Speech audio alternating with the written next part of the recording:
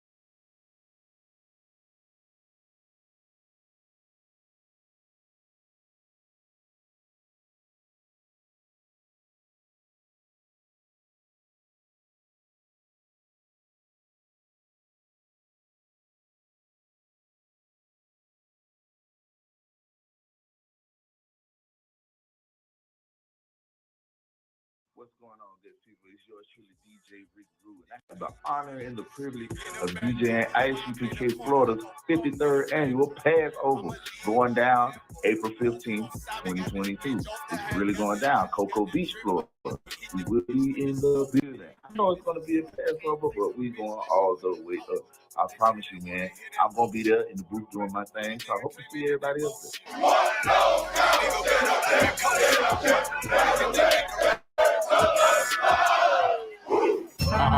ISUPK 53rd Annual Lord Passover. 53rd Annual Lord Passover is going to be held down here in Florida. It's going down. You're here tonight to get a chance to be righteous enough to be worthy of God. Someone to save you and That's right. It's going down. The Lord's 53rd Annual Passover. When we say we no cowards, we talk that business. We no cowards up in here. Book your hotels now at the Holiday Inn Express and Suites, the IHG Hotel, 301 Tucker Lane, Cocoa Beach, Florida, 32926. It's a lot of men down. You dealing with the men of war. We at war. I sided with the Lord of war. Comes with all your dishes, pots, pans, forks, knives. I kind of like this. This is like a market in a hotel room. You know what I mean? Yeah. This here right here is about to be holy ground. It's going to be holy ground. All our beautiful, wonderful brothers and sisters from all over the world. You understand? We can boast that now. Brothers and sisters coming not only from every state, but from all over the world. I heard the numbers this year is ridiculous. We had to buy out the whole hotel. Friday, April 15th at the Space Coast Convention Center. You cannot debate. You just want the clout. We just want the grades. I'm just trying to get it. This is going to be glorious.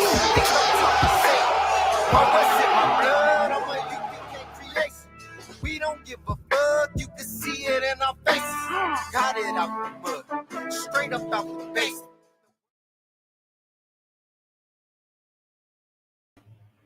Hey Shalom, Yahweh Hashem Yashabakatam, Yahweh Shema Al-Tam, Salaki, Yahweh Shema Al-Tham, Bahashem Yahushai. Soy capitán de 13,000 Aparium. Estoy aquí con mi mano derecha allá en Puerto Rico, el oficial Magán Ahmad. Give it up. Entonces, estamos aquí también en vivo en TikTok, por si acaso se le pican. Y mira, Magán. Esto que tengo. Empezó. Ya empecé, ¿verdad? Sí. Ya tú sabes, eso es lo que hay. Es así. You know? So, entonces, espérate, déjame cambiarla así mismo. Eso es lo que quiero.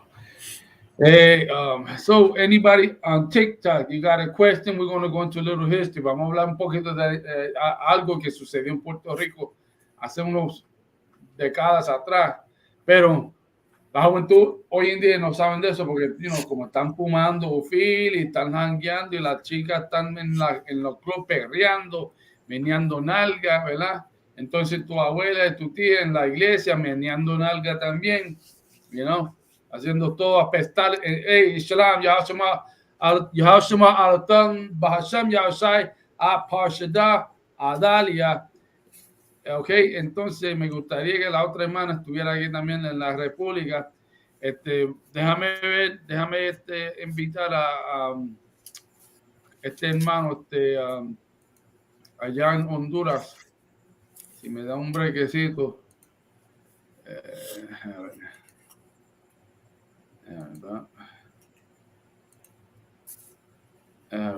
Voy a tirar el enlace. Right. Okay. Entonces, boom, estamos ahí. También le vamos a dar acá también. Todavía estoy compartiendo, Magán. Eso aguanta un poco, ¿ok? Hice el flyer nuevo de cómo vamos a poner esta chave. Okay.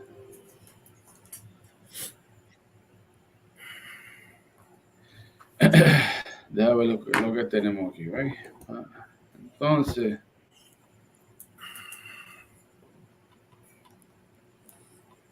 ahorita cuando tú cheques el Facebook, tú vas a ver todo el flyer para, anunciando a Puerto Rico, para que la chequee. Pero, sí, en el momento, déjame darme menos. Poquito, ¿verdad? Un poquito de gasolina, ¿verdad?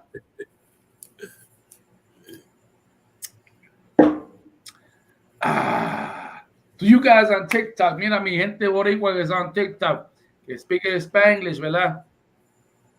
And you black brothers and sisters, and you native Indian brothers and sisters, you Latino brothers and sisters on TikTok, pueden hacerme preguntas o comentarios. You can ask me a question or a comment, Pero que quiero hablar sobre una operación que sucedió en Puerto Rico unos años atrás.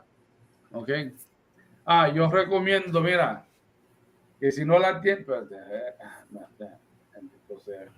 si no tiene una de estas, no sé si la hay en español, pero el diccionario compacto de Zanderan. ¿Ok? Hey, Shalom, Yahweh, Hashem, Yashai, Barakatah. Mira, esposo de Parshadah, y parcialidad, ¿verdad? Y, es más, todo el mundo, antes de yo continuar, ¿ok? Vamos a llenar esa hoja de asistencia. Andrea, Navajo Indian, what's up, sis? What's going on? That's what I love to see. Native Indians participating too.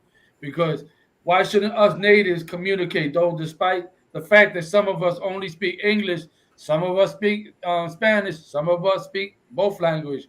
What we have to realize is just like our black brothers and sisters, our West Indian brothers and sisters, our Haitian brothers and sisters, we are a conquered people, and we have a colonizer that's colonized us, destroyed us, took away our language, took away our culture, right? And now what is beautiful is that in these modern days and times, the Most High, the Creator, right? For some of us natives that call Him the Creator, which is right, right? Said that He would raise up His prophets in the latter days. Okay, and here we are, and here we are in the land where normally it is said. Put them on. It is said that ye are not the Lord's people, like in the book of Hosea. By the way, if you'd be walking around today, Hosea, he would be known as a Puerto Rican, just like Joshua, because we are from the tribe of Ephraim. Now, I know a lot of you pastors that might be on this live, you might not agree. That's fine and all. But if you Black, Latino, Native American Indian, today you're going to find out who you are if you ask the right questions, that is. But we are, as a matter of fact, let me tell you, I ain't gonna waste no time with it. We are God's chosen people. Okay, so I have a focus, right? You see, it says Taino Warpath because that's what I represent, the Taino natives, because that's my heritage, that's my lineage. And unfortunately, like I said, some of us Tainos, we bilingual, we bilingual because we got the colonizer on two ends, on the Spanish end and on the English end, okay? Hey, Teddy Baldwin, what's going on? All right. What it says, Min Israel Negron. You were Hebrew? No, okay. Let me make some corrections. Hebrew is a language, okay? I'm indigenous to this country. Okay. Let me answer that portion. Hebrew is a language, just like when you see Mexicans, Puerto Ricans, Dominicans, and the language we speak, Black Haitians and West Indians be calling us Spanish, right? Because of the language we speak, right? But once you get to know, well, where are we really from, then you really know who we are or where we come from, right? But so Hebrew is a language. Matter of fact, let me show you one. I'll find it. I'm gonna show you when Paul saw Christ. Now listen to this very good, right? When Paul, which was from the tribe of Benjamin, yeah, we are Israelites. If you Black, Latino, Native American Indian, according to the Torah, according to the Bible, we are the children of God, okay? Not them people claiming to be Jewish, right? Even our King Christ, who was a Negro from the tribe of Judah, told us in Revelation 2:9 that they that say they are Jews are not, but are the synagogue of Satan. And the only people that we know serve and worship in the synagogue is them people claiming to be Jews, but are not. All right. So with that being said, let me show you this right here. This is during the days of Paul and in the book of Acts, right? And it, okay, was it Min Israel Negron Shalom, okay? We say aquí en la Escuela Israelita de Conocimiento Práctico Universal, we speak the Hebrew. Shalom is Jewish. Shalom, right? Let me spell it out so you can know how to pronounce it. Shalom. Shalom, okay? It means peace, okay? Now, check this out.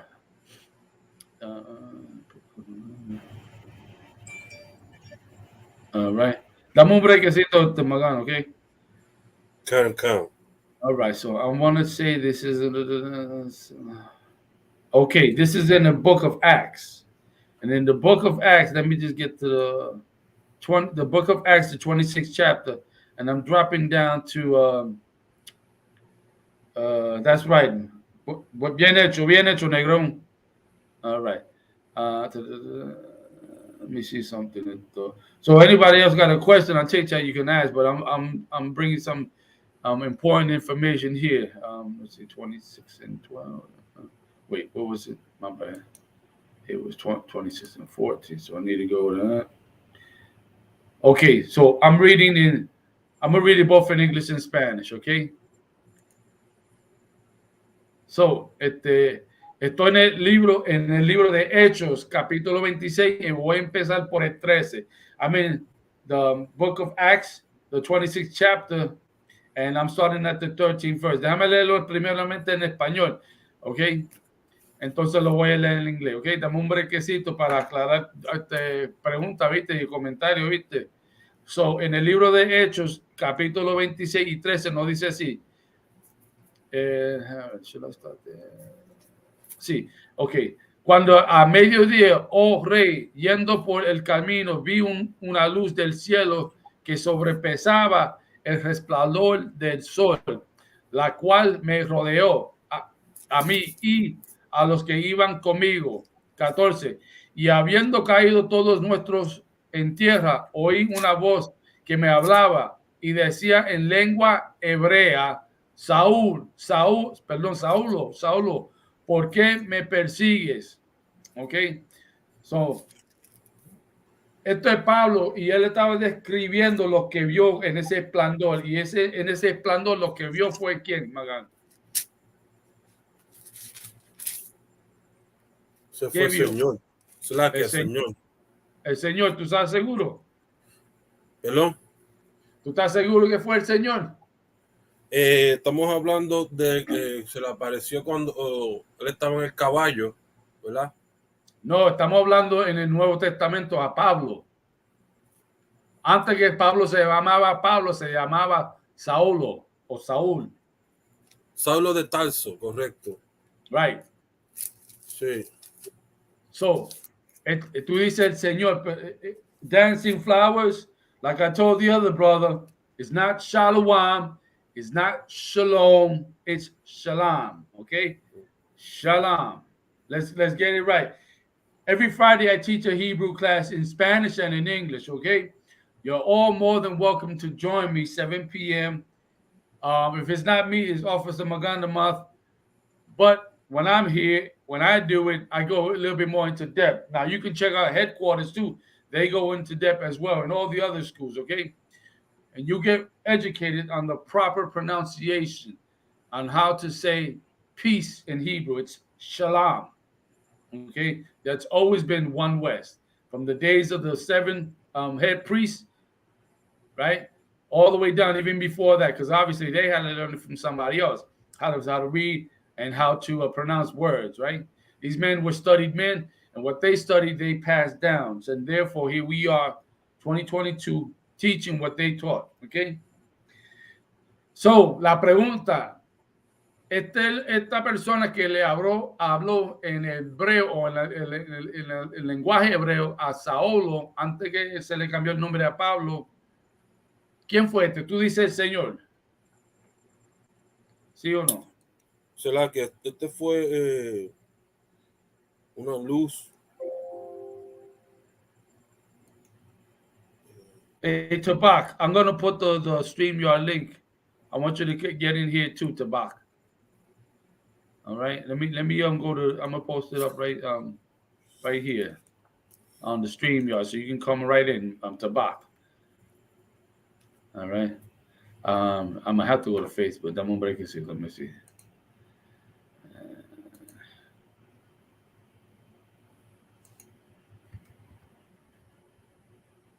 All right.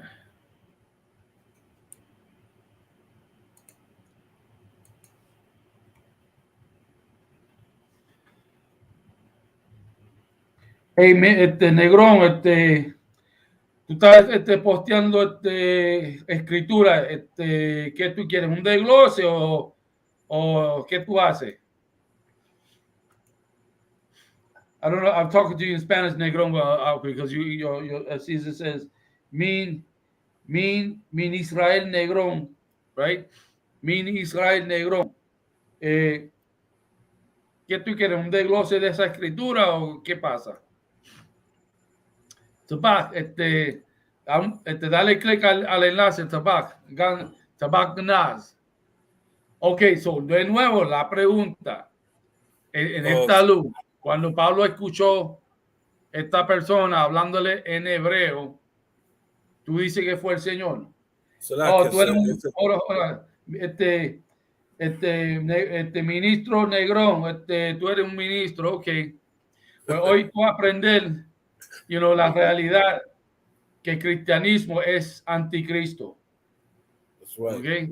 Porque en la Biblia ninguna persona puede buscarme donde Cristo le dijo a quienes sea, cuando alaba al Señor y te recuerda de mí, hazlo en el cristianismo, o hazlo en el testigo de Jehová, o hazlo en el pentecostal, o hazlo en el, qué sé yo qué, los mormones, la mitad, qué sé yo qué. You are well aware. We're good for you. Okay. So let me ask you something, Negro. Why are you posting up these scriptures? Anyway, Magán, dame la respuesta. Sí, eso fue Yahweh Shai. Yahweh Shai. Yeah. Okay, that's right. Jesucristo para aquellos que no entienden. Right. I'm no Christian. Good.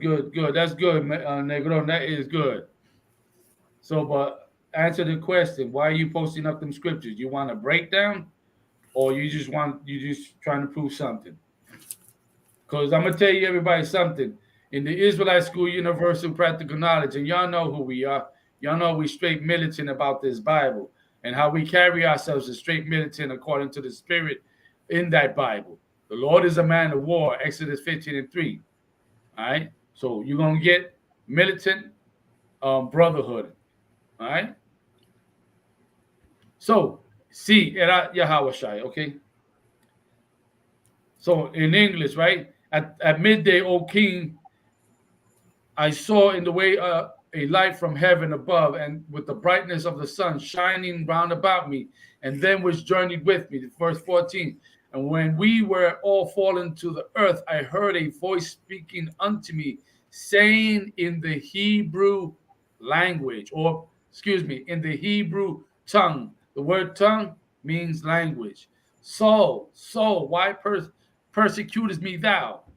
It is hard for thee to kick against the pricks. ¿Eh? Ahora, eso es lo que cuando la voz de Jesús le dijo, ¿por qué me persigues?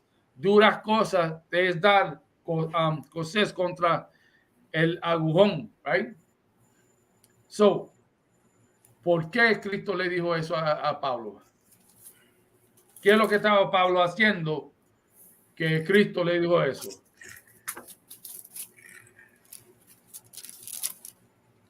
Yes, that goes for anybody.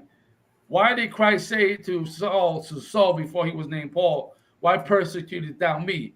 It is hard for thee to kick against the pricks. Why did Paul say that? Why did Christ said this? And you know it's Christ que 15 te lo dice. Yo entonces dije, ¿quién es el Señor? Y el Señor dijo, yo soy Jesús, a quien tú persigues, right? 15 it says, and I said, who art thou, Lord? And he said, I am Jesus, whom thou persecutest. Okay? So, ¿por qué Cristo le dijo eso a Pablo?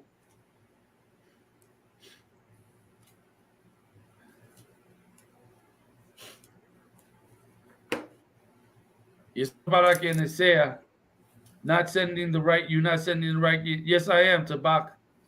The StreamYard, you got to click it. You got to click it, man, so you can come in to the StreamYard so you can be live with us. El hermano en Honduras.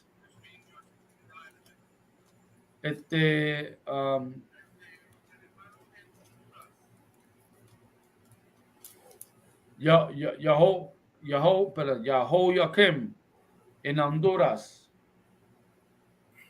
Persecution of the new converts. That's what Negron says, the persecution of the new converts. Right, that's his answer. Are you sure now?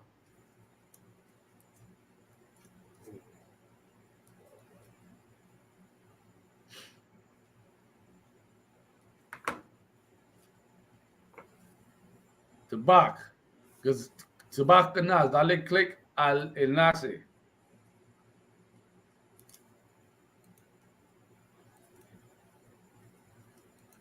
El Slack, la página para apuntarse también.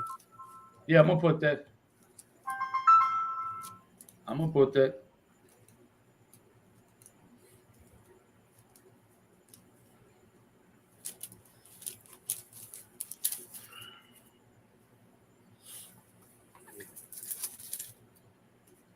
So, estoy esperando la respuesta. ¿Quién me puede dar la respuesta?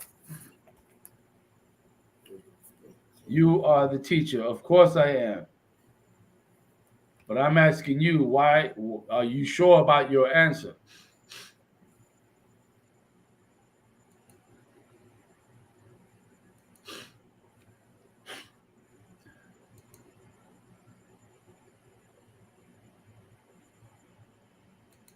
So, Magán, ¿cuál es tu respuesta? Esa es una pregunta que yo tengo. Esa es una buena pregunta que se me puede contestar. So, ¿tú sabes tú has leído este libro de Hechos? Claro. Ok. Entonces, en estos momentos del tiempo, ¿qué es lo que Pablo estaba haciendo? Cuando se llamaba Saúl. Ajá. En este momento, él estaba prácticamente persiguiendo a los israelitas. Ok, pero ¿qué es lo que los israelitas estaban haciendo? Que él lo perseguía, que diga.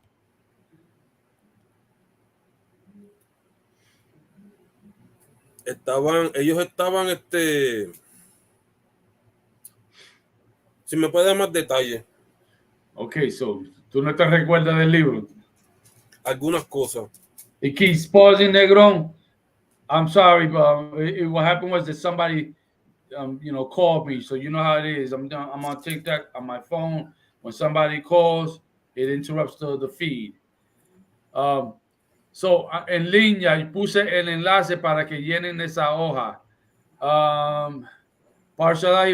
Porque Pablo estaba en contra del cristianismo. El cristianismo no existía. El cristianismo de hoy en día, ¿verdad? Que existe, vino con el hombre blanco, vino con el opresor, ¿ok? En aquel entonces, si lee el libro de Hechos, ahí claramente la gente llamaban a los seguidores de Cristo cristianos. Pero los israelitas, ellos no se llamaban cristianos.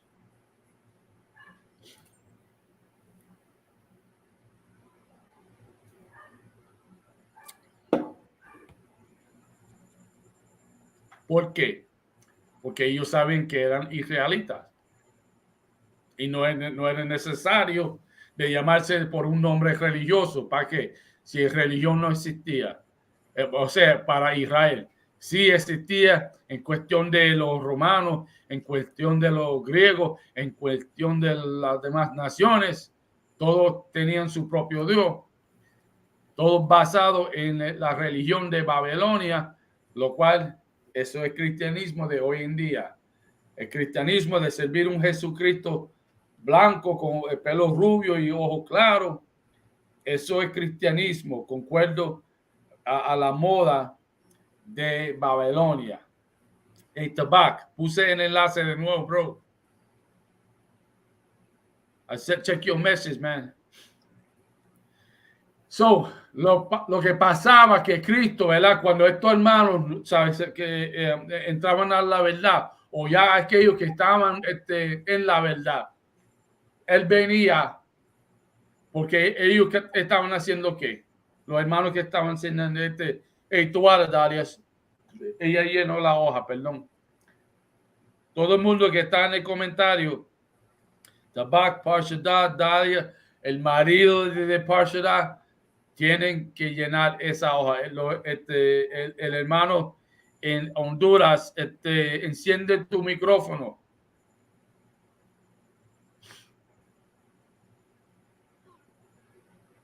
I wait do, or am it Tater? Okay, the person that said I wait do. What are you waiting for? I don't know what you're talking about. What are you waiting for?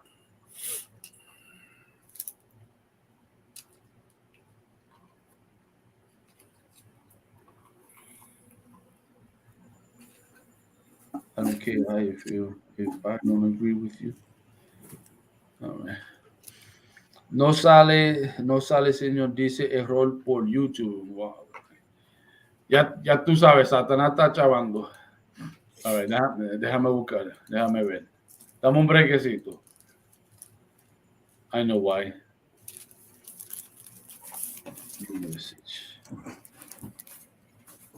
Look at my comments above and you'll see. Well, I got a class to teach. I'm not scrolling. You could tell me now or don't tell me at all. It's up to you. I got a class to teach. I'm not scrolling. You could tell me now or don't tell me at all. It's up to you. I got a class to teach. I'm not scrolling. You could tell me. All right.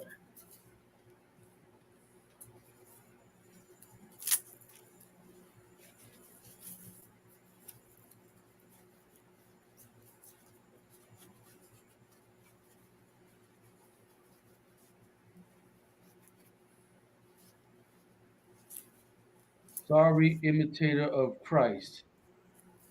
Yo. Ya empezaron, Magán. Ya empezaron. Ya sé como que los panties de los cristianos, you know? Imagínate, así mismo le llamaba a Pablo, que estaba lleno de demonios. Así mismo es la razón, esa fue la razón que mataron a Estefan, porque él es blasfemia. Hey, negro, if you don't like what I say, you can just bounce too and go, to somebody else. Ain't nobody, you don't have to be here. But if you are going to be here, you're going to take all the fire I bring.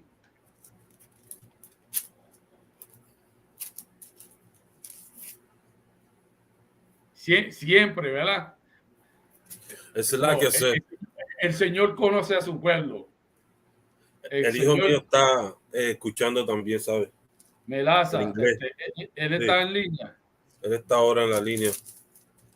Pablo Julio. Okay, pero ¿a dónde? I am no Christian. You are a Christian. If you're not in the Israelite School Universal Practical Knowledge, you're not with us. You're not standing side by side with Commander General Hanna. You're a Christian. Okay, since you don't want to prove it, what do I have to research that we Israelites, us Latinos? Was that your question? Not that I don't want to prove it, right? If you go into my videos, I give you some information. Why don't you do that? Okay. So él está aquí. Sí, me dijo que sí, que lo está mirando ahora. Yo se lo envié por el YouTube. Por el YouTube, okay. All right. Just tell us. Oh, boy. I'm going to give you a real short answer. Le voy a hacer un favor, ¿ok? I'm going to go. Búscame el Deuteronomio, capítulo 28 y versículo 68. This is one of the curses. I don't even know how to pronounce your name. Hassiz Gab, whatever, okay?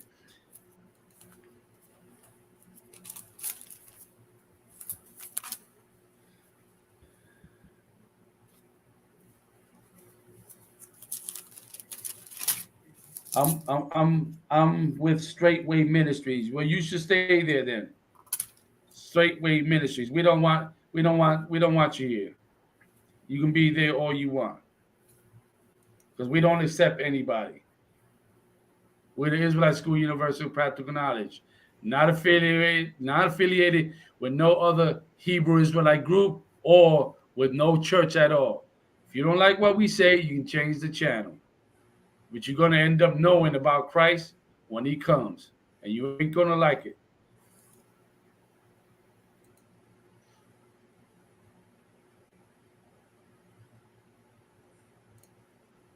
All right. Deuteronomio 28 y 68. Cam. Uh-huh. Deuteronomio capítulo 28. Hold on. The brother or the person that said, just tell us, right? The one that wanted me to scroll up. Let me ask you something. Where are your fathers from? I'm assuming because you said to us Latinos, where is your father from? Continúa, Morgan. Cam. Deuteronomio capítulo 28. Ajá. Versículo 68. Versículo 68. Ok, dale. Dale. Y Señor te hará volver a Egipto en naves. Right? So, y dice, y el Señor te hará volver a Egipto en naves. ¿Verdad? Sigue ahí. Latin America. Hold on. Latin America is where? Where's that at? You gotta be specific, all right? You're gonna be in this class, you want an answer. I'm gonna give you an answer, but where in Latin America are you from? So dice, y el Señor te hará a volver a Egipto en naves, ¿verdad? Cuando dice a volver, significa una segunda vez. A Egipto, que viene de la palabra Egiptos, es una palabra griega que significa casa de bondaje o bondaje. Just tell me what video I have to look at and I won't bug so much. Well, once again, where are you from? Answer that question. Or you can join my man Negron and bounce somewhere else. Costa Rica. Okay. So the Costa Ricans, right, the natives from that region of Central America is the tribe of Zebulon. Okay. Now, if you want a stereotype or a clue in the Bible, I'll give you that too.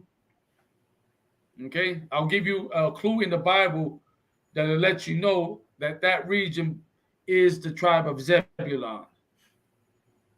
Okay. So, continuando, right? A volver a Egipto significa casa de bondaje o esclavitud, pero volver de nuevo en naves. Si conoce la historia desde que llegó Colón a esta parte de la planeta, en la industria de esclavitud transatlántica no empezó desde África para acá.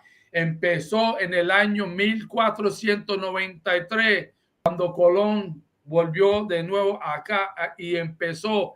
Y él, no solamente él, Ponce de León y los demás españoles vinieron y esclavizaron a algunos de los supuestos llamados latinos hoy en día, pero quienes son los nativos, empezando en el Caribe. Y después fue y esclavizó a los indios norteamericanos, los indios seminoles. Habían indios de la región que se llama la Maya o Centroamérica. Habían nativos que eran también de Sudamérica que fueron bajo esclavitud también.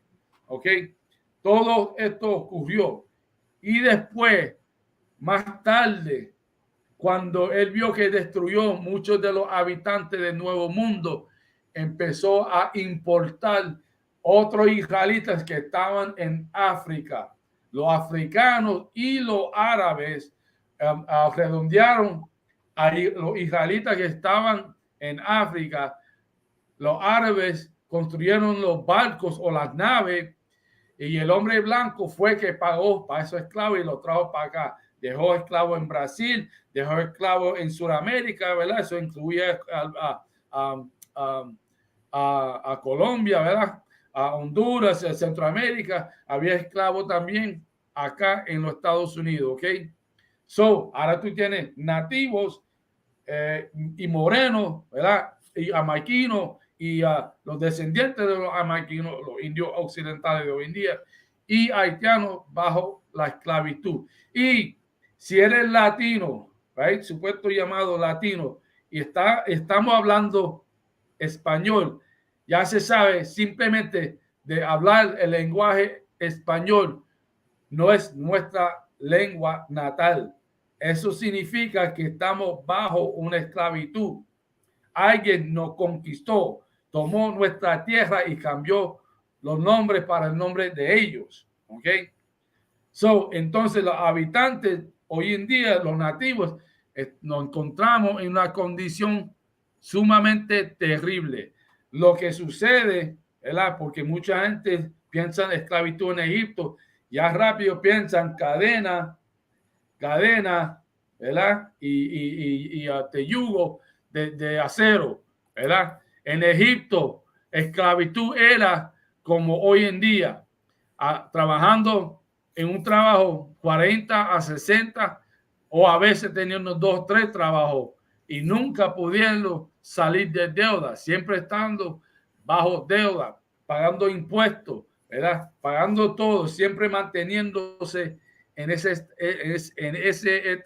esa condición. Eso hoy en día, sin las cadenas, es esclavitud espiritual. ¿Ok?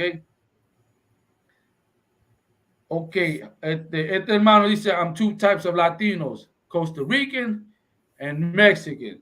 What's your father and what's his father and what's his father? Be more specific. But either case, if your father's Costa Rican of native descent and his father, you of a Mayan descent. If he's from Mexico, right, and indigenous, right, he's of the tribe of Isupk. Okay? You must be a friend of that other brother. All right. So, continúa, Magan. Carol Khan, Ajá. por el camino del cual te ha dicho. Right? Por el camino del cual te ha dicho, ¿verdad? En otra palabra, de la forma que te dije, por esa misma manera que te dije, ¿verdad? Y eso fue donde, en el desierto, ¿verdad? Que no dijo de estas bendiciones o maldades, ¿verdad? Por no hacer por no obedecer, ¿verdad? No escuchar y practicar los mandatos, ¿verdad? Continúa. Nunca más volverás. Nunca más volverás, significando que nunca más vamos a volver como nación a nuestra tierra natal. Y el mito entre nuestro hermano, los latinos nativos, los nativos de América, de los Estados Unidos, de Canadá, es que desde el principio del tiempo, cuando el Creador creó la tierra, ya nosotros estuvimos aquí. Es una mentira. ¿Ok? Primeramente, y hay ciencia probando esto, la planeta no tiene miles tras miles de años. La planeta, para que lo sepan, what's your thoughts on DNA test? I'm going to answer that in a second. La planeta solamente tiene un poquito más de 13,000 años. Si tú basas en el momento de Adán, o sea, no de Adán, cuando el Señor hizo a la humanidad, ¿verdad? Que fue en el sexto día, ¿right? El sexto día es igual a 6,000 años. Desde el punto que el Señor empezó a crear la tierra y todos los ejércitos del cielo, ¿verdad? Estrellas, planetas, universos, galaxias y todo eso, ¿verdad?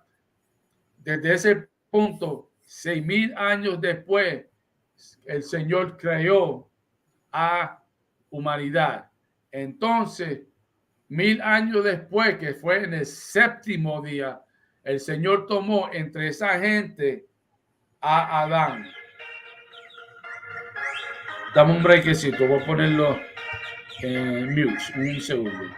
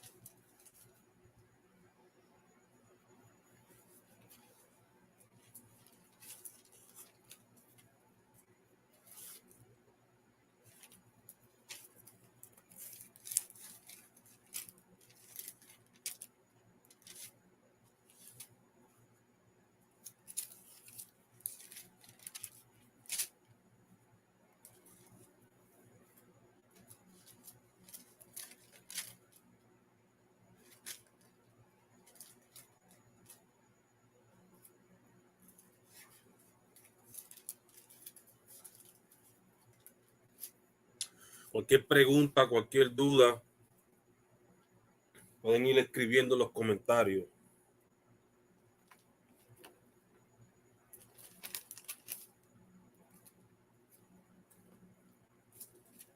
Estamos ahora mismo para participar, para hacer las preguntas que sea, y para también exponer su punto de vista.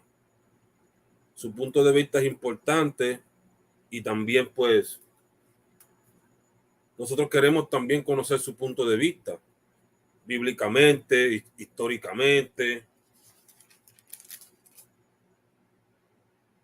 So any questions, any comments?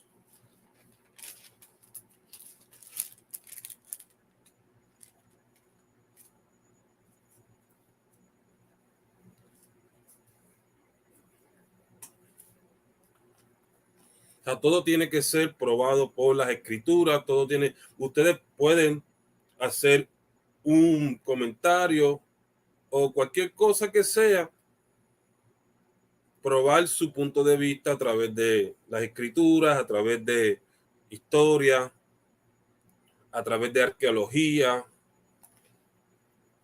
Simplemente pues nosotros probamos nuestro punto de vista y ustedes prueban su punto de vista.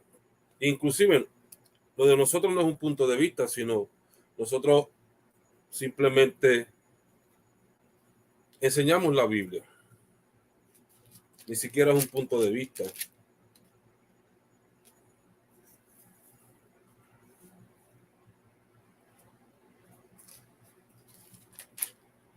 Y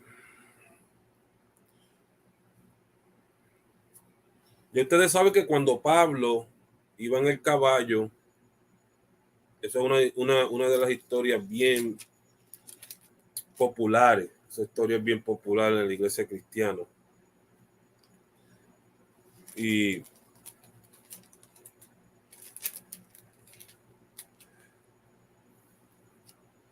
nuestro rey, el Señor Jesucristo, Yahweh Mashiach, fue el que se le presentó.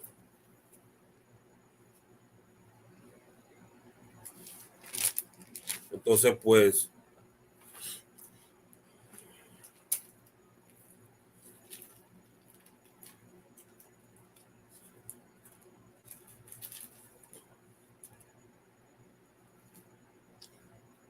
ahí fue donde Saulo de Tarso, que así era cuando se llamaba Saulo de Tarso, cuando tuvo ese enfrentamiento con Yahweh, ahí fue que él es de la tribu de Benjamín, con ciudadanía romana. Ok. So estamos hablando de Pablo, ¿verdad? Claro. Y si lo puedes enviar cuando tenga un brequecito, capitán, en inglés. Sobre que lo que estuvimos leyendo. Sí, lo de 28, no, 68, 28. Lo voy a hacer en inglés también. Lo voy a hacer en inglés también. Okay. Entonces, ¿verdad? Y esto es para que entiende, ¿verdad? Porque obviamente va a haber latinos que no van a creer nada, ¿verdad? Porque así somos, ¿verdad? ¿Ya? Hay que probar todo, ¿verdad? Porque y esto es lo que sucede con Israel. Y si me puede buscar ese precepto, Magán, te lo agradezco, ¿verdad? Donde dice que los griegos buscan sabiduría, pero los judíos buscan señal. ¿Ok? Eso está en el Nuevo Testamento. Tabak, you want to break down on Tabak? ¿Por qué no le das clic al enlace, mi hermano? Quiero que tú te metas acá también.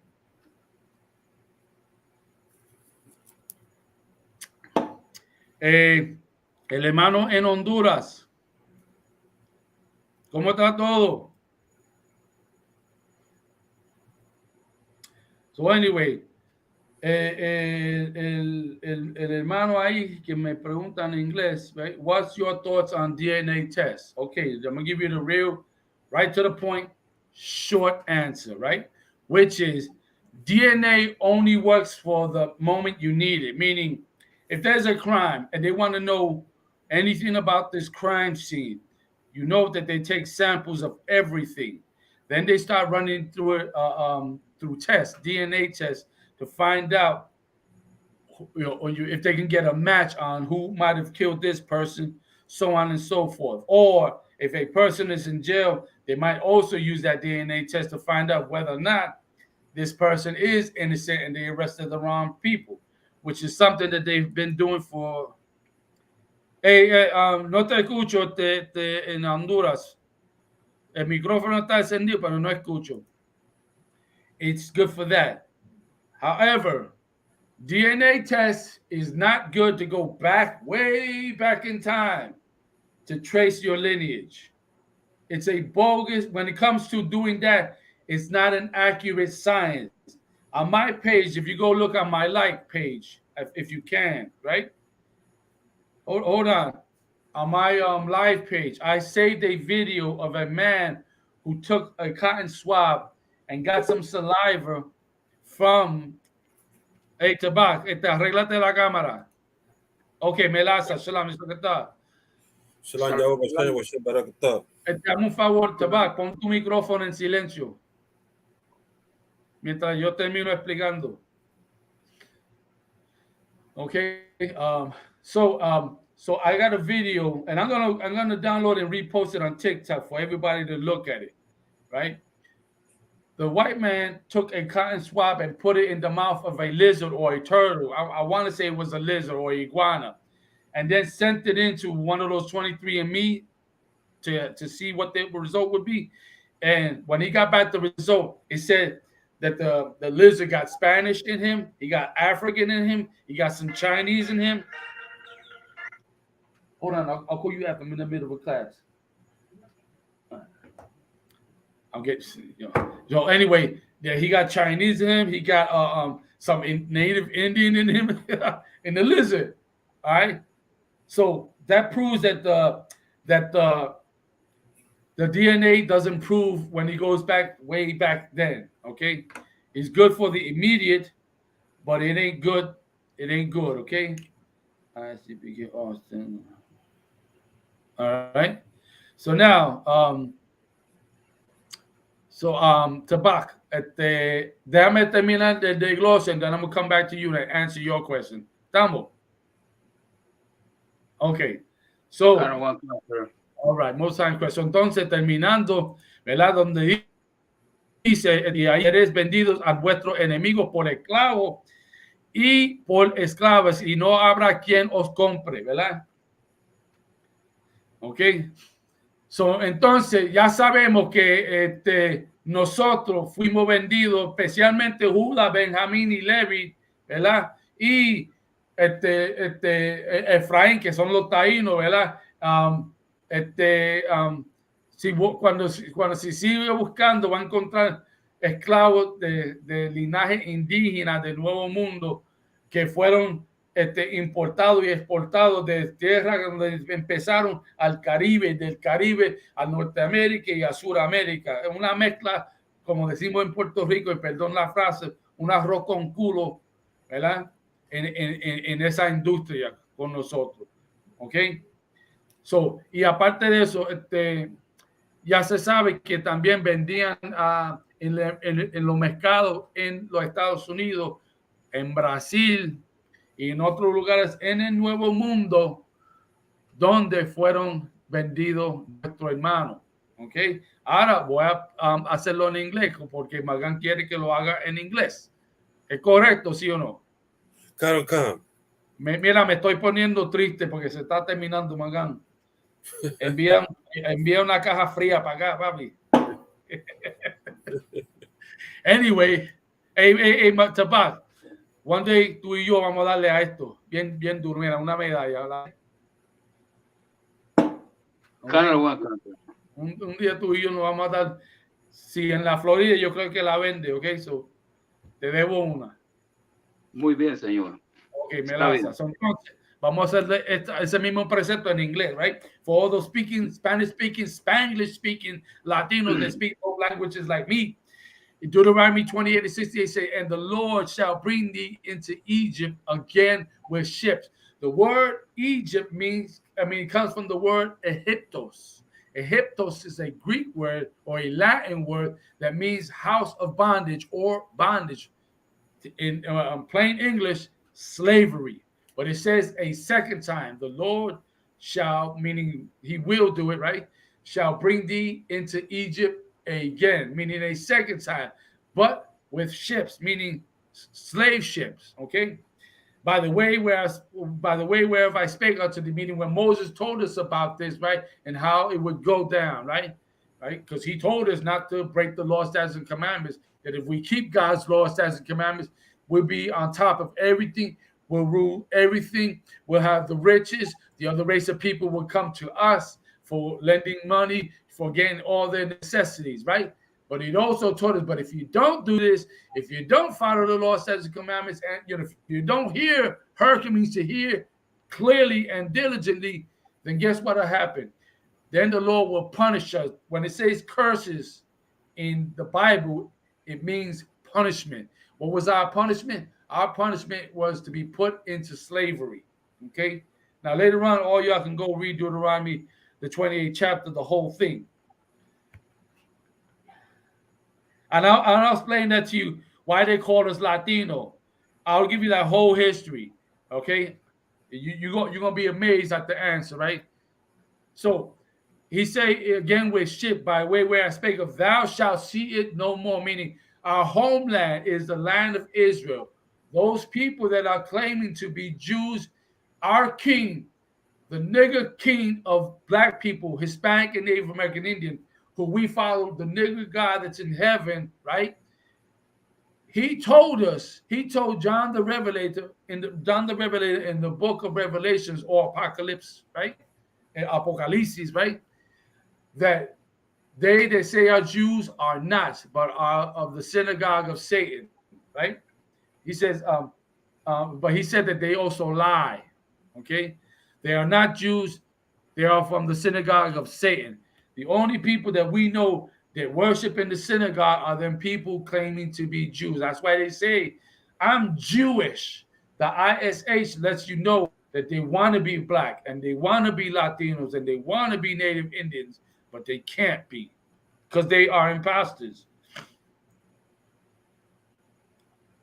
Yeah, God is not coming back. The Bible shows us that the Most High don't get off his throne, but he's going to give an order to his son, Jesus Christ, to come down here in chariots, right? The white man calls them UFOs, but the Lord calls it chariots with 200 million black angels, right? And guess what? Everybody's going to be shocked and amazed and surprised, and their heart is going to fall to the ground in fear when they see Christ and they see a nigger. Because everybody's waiting for a white Jesus, and that white Jesus' name is Cesare Borgia, the second son of Alexander VI, right? His real name was Rodrigo Borgia. Hey, they had what, an HBO or Showtime series on that family. They the original. I like to call them the original crime family or the original mafia. Okay, and then people were very evil. The white Jesus, he was the gay lover to Leonardo da Vinci. Look it up. He murdered his older brother. He had sex with his father and had sex with his own sister, Lucretia. And when you look at the Last Supper, it's all of them. You see Cesar Borgia several times, the father several times. Lucretia is part of the 12 disciples when there were no sisters as part of the 12 disciples. That family is evil. That's why there's all the pedophiles that are coming out of both the Catholic Church and the Christian Church. That's why you got a bunch of homosexuals that come out the Catholic Church and the Christian Church and all its denominations. They say he's Middle Eastern. Yeah. And guess what? Latinos are actually Middle Eastern people. The natives of this land, we are actually Middle Eastern, not Arabs. Them Arabs that in them oil-rich countries, that's our land. And I'm saying that because in the Bible, it gives us the four divisions using the rivers that the Lord set up to start to let us know that these are the borders of Israel. The land of Israel ain't that little grain of rice that we normally see on the map. Our land encompasses that little piece, but also the front portion of Turkey. It encompasses the whole Saudi Arabia, Yemen, Iraq, some parts of the front of Iran as well, even some parts from the Nile River eastward. Okay, So reality is that we are Middle Eastern. We're just not Arabs, and we are not Africans. Judah, Benjamin, Levi, although they're darker than the other Israelites. Now, let me tell you something. Among the other Israelites, right, the natives also were different variations, shades of brown. Okay? And matter of fact, Magan, cuando termino desglosando en inglés, I want you to hold it down for a quick second. I want to get this book that I got upstairs showing the tribe of Gad. Okay? Come. All right. Se me fue, tengo problemas con el micrófono. Mírate, ok, Joaquín, no te preocupes, no te preocupes, perdón, tú puedes poner tu pregunta o comentario en la sección de comentarios, ok. We got a brother in Honduras, otro centroamericano, otro de tribu de Zebulón, ok. Ok, so, me encanta que los hermanos de la Maya están presentes. Me encanta que mis hermanas de las Quisqueyas están presentes y obviamente nuestra gente taína, sean de la República Dominicana o de Cuba o de Puerto Rico o de las Islas Vírgenes estén presentes, ¿ok? That's right. All right. So, estamos representando a fuego, ¿verdad? All right. So, entonces, let me finish this verse, okay? Okay, so Moses said to us, thou shalt see it no more again. And there, meaning the place where you're enslaved, ye shall be sold unto your enemies for bondsmen and bondswomen, meaning slaves. And no man shall buy you. And this is an old Quaker English term that meaning that no man is going to save you from out this condition. No man is going to be able to have the power to take you out of the condition you are in, meaning us, right? Only person that's going to be doing that is who, Magan? Is who, Tabak? Who's the only one that'll be able to take us out of this condition? Nuestro rey, Yahweh Mashiach, Jesucristo. Yahweh Shai. Yahweh Shai Mashiach. Right. Porque Yahweh es el poder. Yahweh, el creador. Yahweh Shai, right, es el hijo. ¿Ok? O sea, ¿qué significa? Él es el hijo mayor, ¿entiendes? Nosotros somos hijos e hijas, pero él fue el primero, ¿verdad? De nosotros. Y el que el Señor puso sobre todo, ¿ok? Que le dio la autoridad sobre todo, ¿ok? So he be the only one that's going to save blacks and Latinos and Native American Indians, ¿ok? So, real quick, Magan, hold it down just a quick second. I need to go get this because I want to show something to everybody. Can, así mismito. Oficial, saludo. ¿Tiene algún comentario que quiera decir o algo? Si puede, el micrófono. Yeah, shalom, sir. What I was, it was in my mind, it's in the book of... Salakia. Magan. He's your other one. Él tiene más rango que tú. Claro. Para que entiende. Yes, sir. Go ahead. In the book of Job, let me see. In the book of Job 9:24, it says, "The earth is given into the hand of the wicked." Que quiere decir que la tierra fue entregada a la mano del malvado, que es el hombre blanco, ¿verdad? Y que cubrió, dice, la cara de los jueces, dice, ¿verdad? Entonces quiere decir que en la iglesia católica el Papa, como dice él, él fue el que ordenó que se cambiaran los colores de las caras que antes estaban dibujadas en las iglesias europeas y las caras morenas que habían las pintaron de blanco, y hasta ese día, desde ese día hasta acá, es que nosotros hemos visto a Jesucristo blanco en todas las películas, en todas las pinturas y todo eso, ¿verdad? Pero en realidad, si Jesucristo es negro, Dios es negro, su pueblo también es moreno, negro, de todos colores, ¿verdad? That's right. Es el libro de Job 9:24. ¿Y tú estás haciendo una pregunta sobre ese versículo? No, lo estaba diciendo en base a lo que estaba diciendo usted de Jesucristo blanco. Right. Eso es verdad. Y para aquellos que están en línea por el TikTok, ¿verdad? Que van a ver este video después, pueden buscar a Job 9 y 24. Si quieren, vamos a ir ahí rápido. Y después, ¿qué horas son? Tenemos una hora. Los detalles que quiero leer sobre Operación Bootstrap, lo voy a leer ya mismo, ¿ok? Me gusta contestar preguntas, ¿verdad? Y dar la respuesta y sepan, ¿verdad? Quiero que todo el mundo sepa que si no tengo la respuesta, la voy a conseguir. Entonces vengo de nuevo y doy la respuesta, ¿ok? So, léete eso, 9:24 del libro de Job. ¿Quiere que lo lea en inglés o en español? Si quiere hacerlo en español primero. Ok, muy bien. El libro de Job 9 y 24 dice: la tierra es entregada en manos de los impíos. ¿Verdad? Dice que la tierra es entregada en manos de los impíos. Si uno se pone a pensar, pues, ¿quién está corriendo la planeta? ¿Quién domina la planeta donde quiera? Y es obvio que no es nosotros, porque si no, la planeta estuviera más en orden, ¿verdad? Si seguimos la regla de Dios, tuviera todo en orden. Pero el impío es el colonizador, ¿ok? Siendo americano, siendo europeo, siendo español, todo es el impío. Continúa. Y él cubre el rostro de los jueces. Los jueces son quién? El Todopoderoso, Jesús, Moisés, Josué, que si Isaías, Jeremías, ¿verdad? Pablo, ¿verdad? Pedro, Marco, Mateo, etcétera, que normalmente son o morenos, o jamaiquinos, o haitianos, o boricua, o quiqueyanos, o de la maya, ¿verdad? Centroamericano, o suramericano, o mexicano, ¿verdad? Pero él quiere pasarse por todo eso. Y ya mismo, ¿verdad? Vamos a ver todas las planetas, ¿verdad?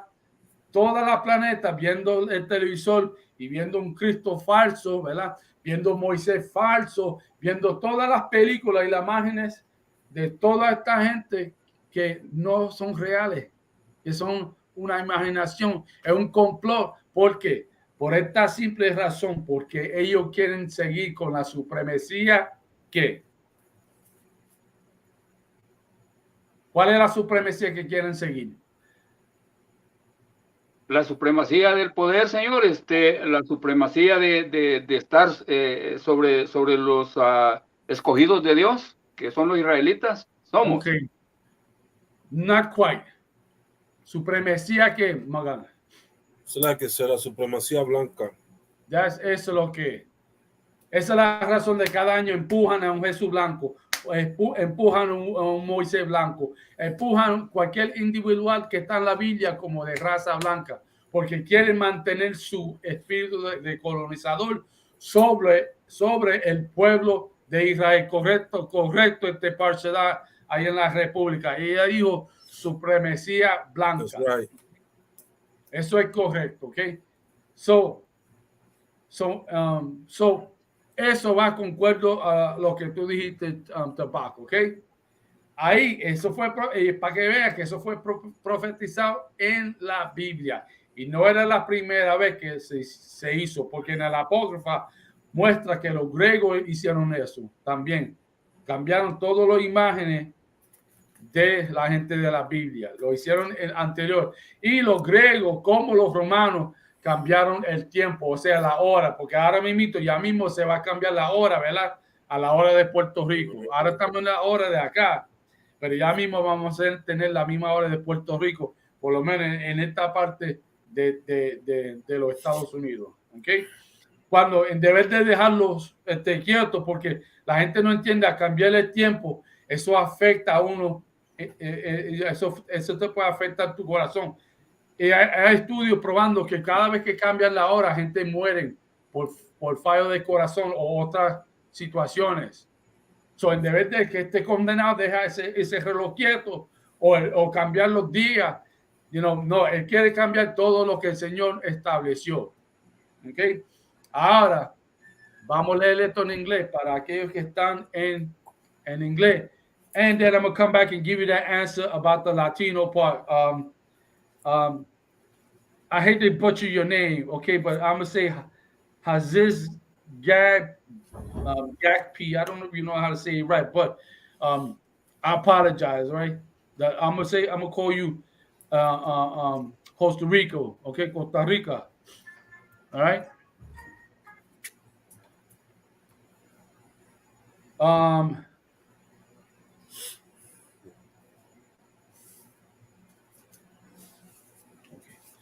So léemelo en inglés, te magano, te back, mete mano, habla un poquito de Spanglish. Job 9:24, or you want me to do it? No, I can do it, sir. No problem. Gracias, mete mano entonces. Let me look it right quick. It's good you would, hey, Tabak, keep coming to class, man. It's good you be in this class too. You know what I'm saying?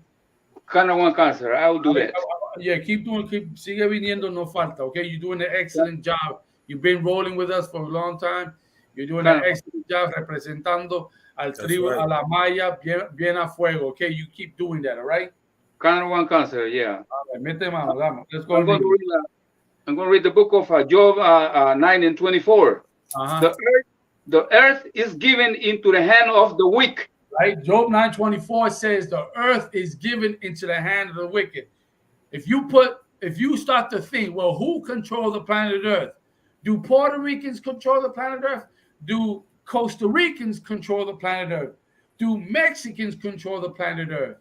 Do Negroes control the planet Earth, or West Indians control it? Do North American Indians control it? Do Seminole Indians control it? Heck, do Chinese control it? Do Arabs control it? Do Africans control it? No, there's only one people that controlling this earth, and that's the goddamn colonizer. It don't take rocket science to figure that one out. But God said that the earth is given into the hand of the wicked. And when you say it's given into the hand of the wicked, it's obvious that God took it out from the hand of somebody and gave it to the hand of the wicked, right? Meaning, who's supposed to be in charge? Blacks and Latinos and Native American Indians, we supposed to be the governors of this planet Earth. Every nation is supposed to be coming to us for everything. But we didn't listen. We hard-headed people. God tried to give us the best shit on earth since forever. And what we do, we proud and we some hard-headed people. You tell us who we are. You tell us that, we supposed to rule the planet Earth, right? That God only loves us. And what we do, we always rebel against God. We always rejected him.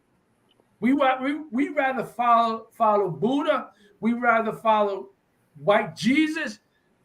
We rather follow Haile Selassie.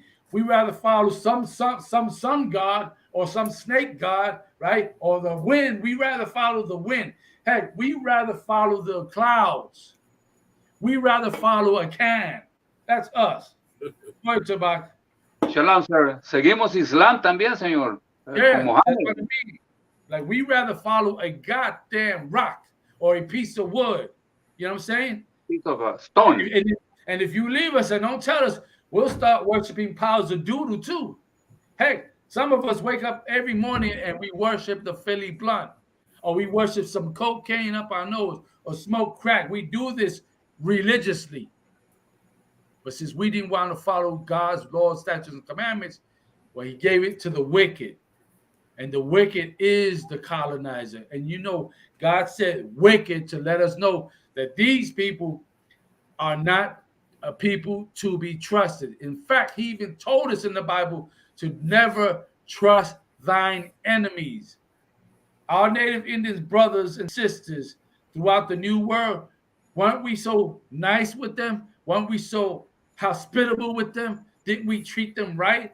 Didn't we show them love? Didn't we share our food and our wealth? Because it don't mean nothing to share with brothers and sisters and to be courteous to other people. It don't mean nothing. There's nothing wrong with it.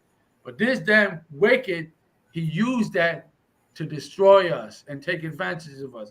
And he should have let us go already. We done served out our sentence. We done served our charge in these new United States, whether it be Central America, South America, or North America. We served out our slavery. But what did he do? he increased our slavery. He created more holidays. He created more lusts.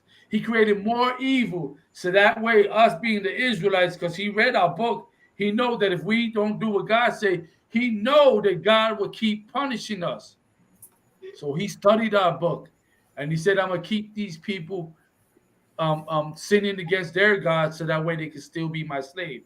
The problem is that he's so stupid, he don't realize God is also going to punish him for that, to the point where he's going to exterminate them off the face of the earth. Now, I didn't make that up. That's in the book of Isaiah, the 14th chapter, right? That's in the book of Obadiah, the 10th verse. That's in the book of Ezekiel.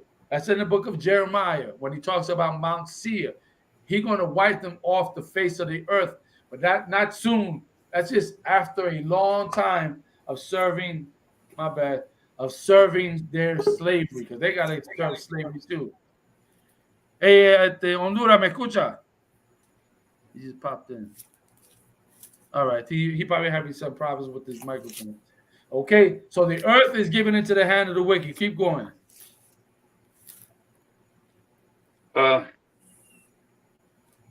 Into the first face of the wicked. He covered the face of the judges thereof. Right, he covered the faces of the judges thereof. The Most High, the Creator, right? He's the judge of all judges. And on earth, Christ is the judge of all judges. He's up under the Creator, okay? But he's covered the faces of Moses. He's covered the face of Joshua, of Daniel, of Samson, right? Of Gilead, of all the prophets and the judges that are in the Bible. The face of Paul, the face of Peter, Matthew, Mark, Luke, you know what I'm saying? John the Revelator, John, the brother of Jesus Christ, Titus, okay? James, he done covered their faces, changed them from either being black, Hispanic, or Native American Indian to white, to when they're not really white, okay?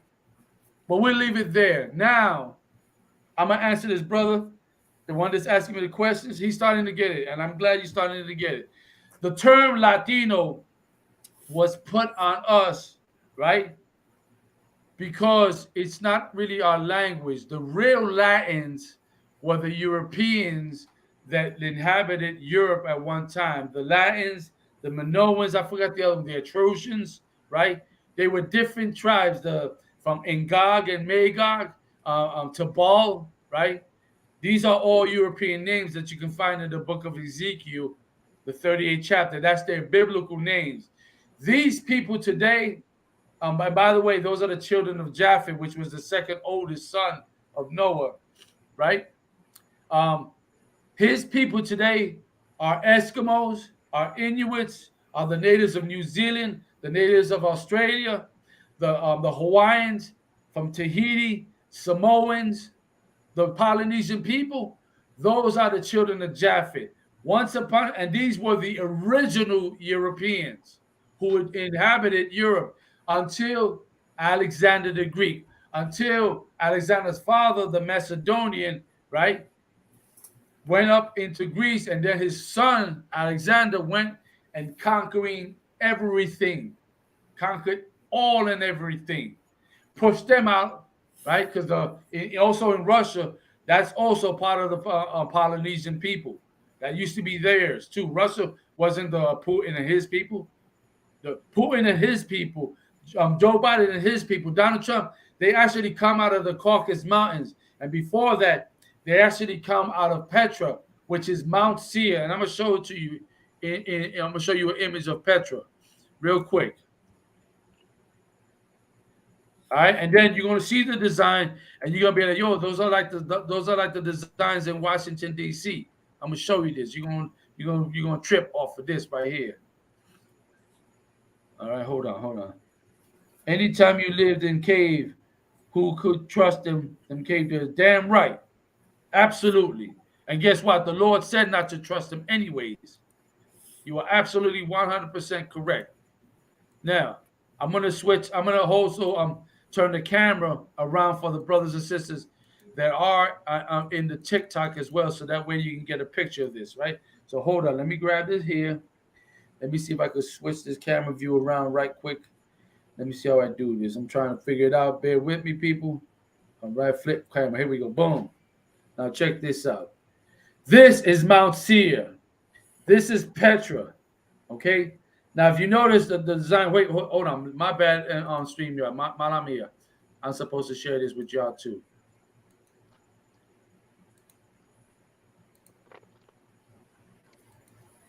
All right, here we go. All right. This is Mount Seir. They call it Petra. But this is what the Lord gave to the white people. He gave them caves. And in that caves, the white man was able to design this to make himself a home, right? But this is where they come from. Okay. Now, check out this image that I got. Let me first switch this camera around before I show you the next image. I'm going to show you the Caucasus Mountains. Okay. Hold on. I had to download the picture, so bear with me, folks.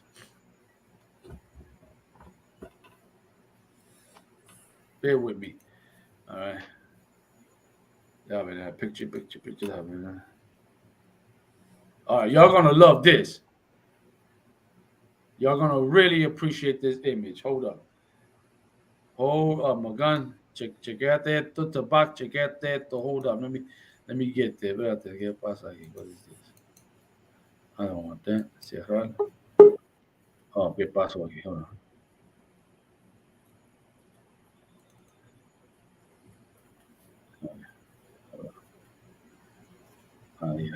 Here we go. All right, check this out. I'm gonna show you the Caucasus Mountains, how they used to live in the Caucasus Mountains. Are you ready for it? Hold on. Let me flip this all over for y'all. Check this out. I'm gonna flip the camera view on the TikTok as well. All right, here we go. Boom. Caucasus Mountains. Mira eso. This is where white people come from. This is their homeland. Now, this is in the Georgia, Russia. This is where they come from, that Caucasus Mountain region. The word Caucasus, Caucasian, means cave dweller. And as you can see, look at the caves where they used to dwell.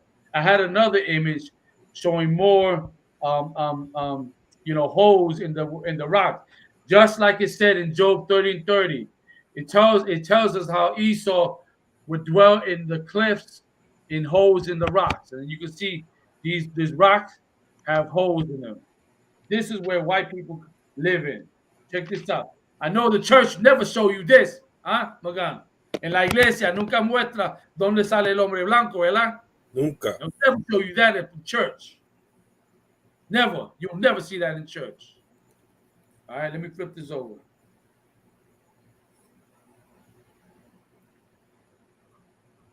All right. So now my brothers and sisters that are on TikTok, that are on Facebook, that are on Twitter, that are on Tumblr, on Reddit, on Pinterest, on Twitch, on Twitter, right?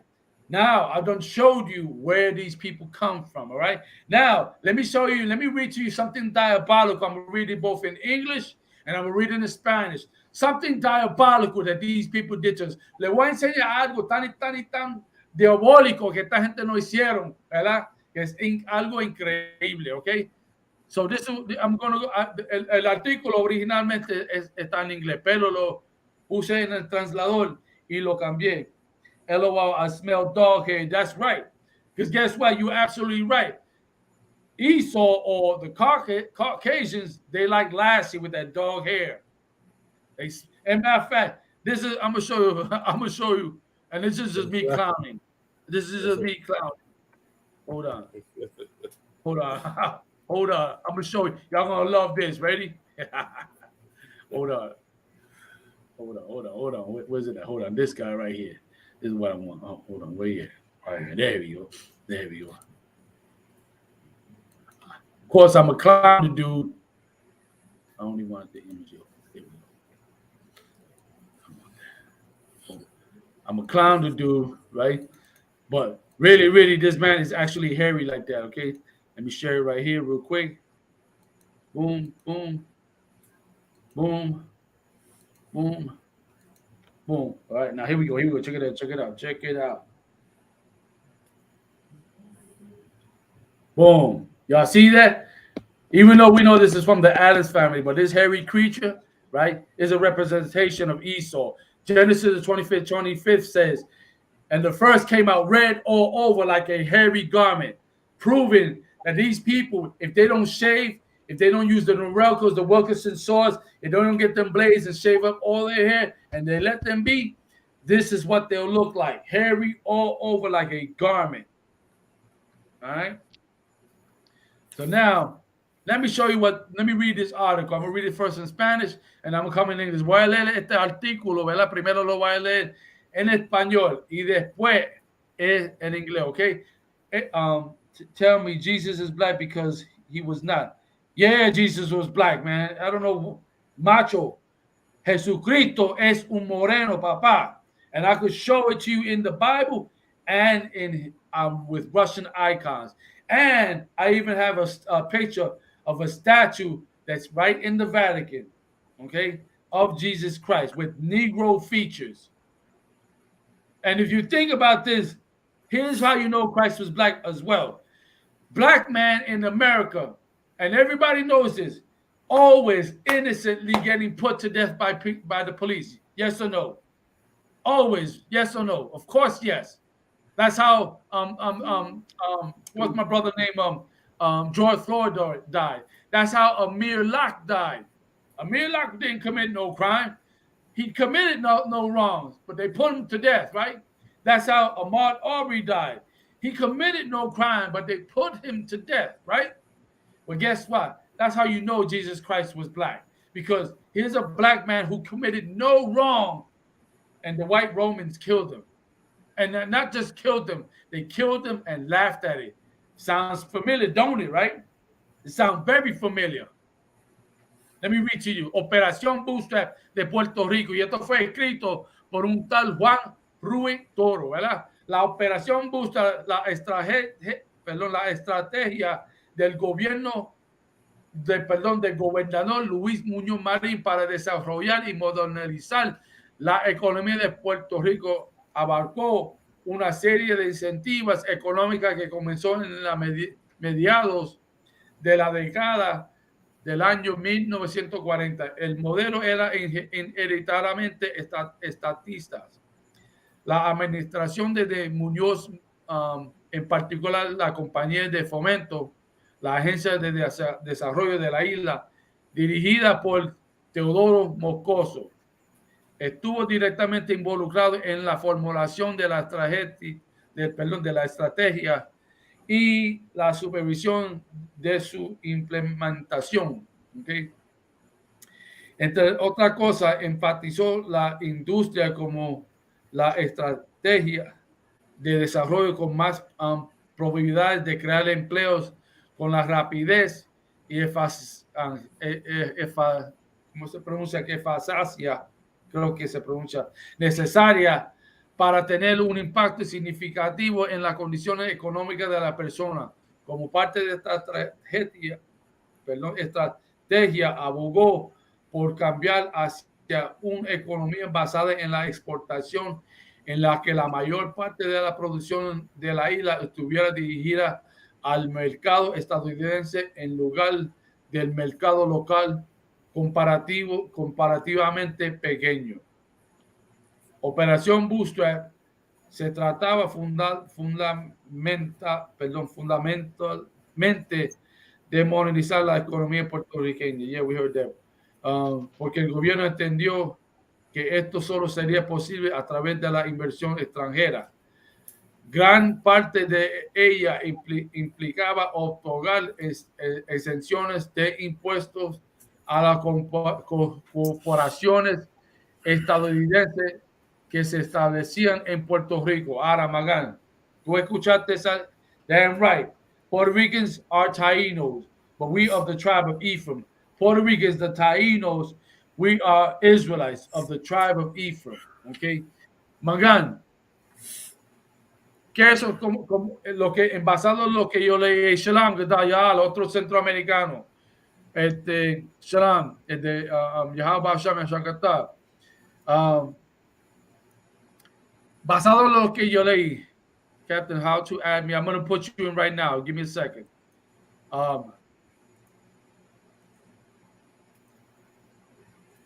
Basado en lo que yo leí ahora, esa línea, lo voy a leer de nuevo. Escucha bien, ¿ok?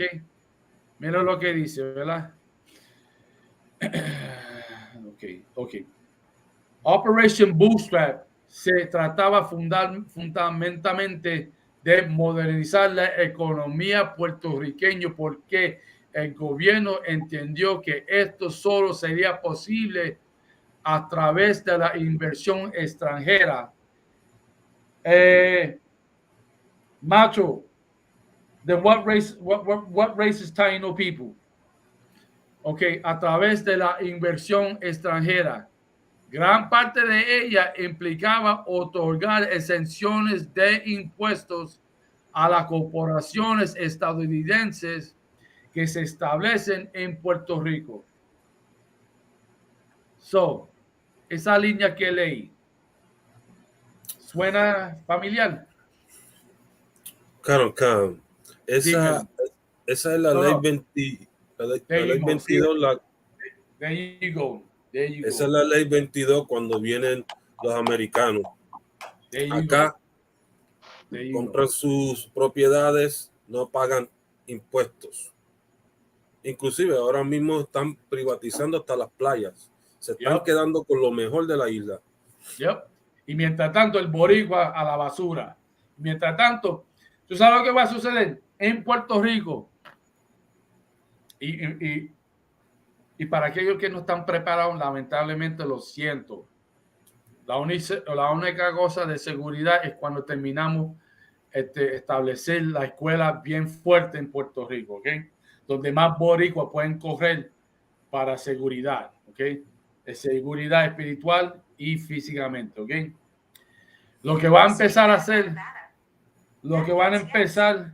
a hacer es que muchos boricuas, ¿tú crees que nosotros estamos encarcelados fuerte en Puerto Rico? Tú no has visto nada. Van a poner más prisiones privatizadas en Puerto Rico. Van a empezar a encarcelar a los boricuas, como decimos nosotros, por un tubo y 7 llaves. ¿Ok? ¿Por qué? Porque estas corporaciones americanas, estos gringos están en la isla llevándose y como decimos nosotros, arrastrando con todo. Esa es la que hace. Y por encima de eso también tenemos los chinos por el otro lado. Tenemos los chinos y también los árabes. Es algo que de todos lados. Ok, dame un brequecito. I'm going to answer this, Macho. Macho, let me tell you something. And it's obvious that you're naive, right? Puerto Ricans, right? Puerto Ricans, the Taino people. I'm not talking about Ricky Martin, who's a Spaniard. I'm not talking about Sila Marie Calderon. I'm not talking about the governors that rule over Puerto Rico, which are Spaniard. I'm talking about us, people like Daddy Yankee, Don Omar, right? People that would be considered the lower class, right? The descendants of the Taino people. We're not white, right? If you thinking we're white, you are messed up in your head, okay? No native of what they call so-called Latinos, the natives, none of us are white, right? We got to stop that, and I hate to say it, but this is out of love. We got to stop that bullshit. All right, fuck all that. We ain't white. We're more closely related to the fucking Negro, West Indians, and Haitians because those are our bloodlines. The problem is that a lot of our brothers who are of native descent, we tend to reject all that shit. Meanwhile, we forget we're going through the same problems they are. We're in the same ghettos they are. We're being locked up the way they are. There ain't no coincidence. We're being shot and killed the same way they are. That's no coincidence. I know we speaking a language that don't even belong to us. That ain't no coincidence. All right? I ain't trying to hear that. If you don't like what I'm teaching here, you can bounce. All right? Right here, I'm teaching the truth. And the truth that I bring out is because this is what was taught to us. And guess what? I teach it because I love my Taino people. I love all natives. I love all blacks, West Indians, and Haitians, because every one of them that I mentioned are my family. And if you don't like it, you can bounce. All right, so vamos a continuar con esto. Right? So entonces nos dice, luego estas corporaciones pudieron capitalizar los costos más bajos de la mano de obra en la isla. Suena familiar, ¿verdad? Suena familiar. Así mismo lo tiene el gringo a nosotros.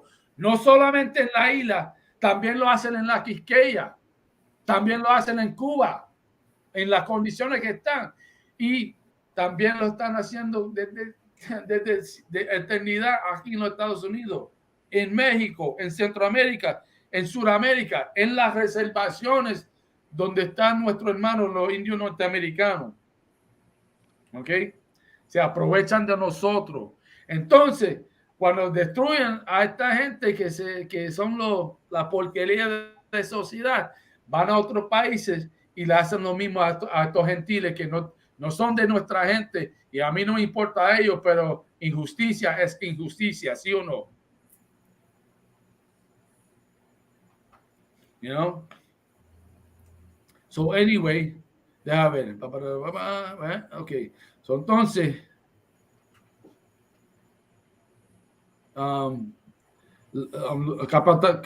capitalizar los costos más bajos de la mano de obra en la isla, lo que mejoró aún más sus resultados e hizo que hacer negocios en Puerto Rico fuera aún más atractivo. Obviamente, si tú tienes los bitcoins, ¿verdad? Si tú tienes el dinero, el criptodinero, ¿verdad? Tú puedes ser como Paul Logan y ir al Dorado y comprarte un lote, ¿verdad? Un lote cerca de un lugar público y decirle al boricua, mira, arranquen de aquí, que esto no es tuyo, esto es mío, esto es privado. Es más, voy a llamar a la policía para que la arrestan. Coño, perdón, pero abuso es abuso también. That's right. Es la que ellos tienen sus propios guardias privados con pistola. I know. Tienen chavo. I know. Y tú sabes lo que molesta. Dos cosas lo que molesta. Uno, que mi gente, siendo policía, ¿verdad? Y yo supongo que en ellos en sí no quieren hacer esto. Pero a la misma vez, que esta es la segunda parte, no quieren perder su trabajo. Y se entiende porque en la isla, basado en lo que leímos y basado en lo que estamos, ¿cuál es la cosa? Vivimos, ¿verdad? En Puerto Rico, ¿verdad? Es obvio que tú vas a pensar en tu familia, ¿verdad? Tú vas a pensar, bueno, mira, la condición acá en la isla no está muy bien. Si el jefe me dice aquello y lo otro, lo tengo que hacer, aunque no quiero, porque si no, no me gano el pan de día.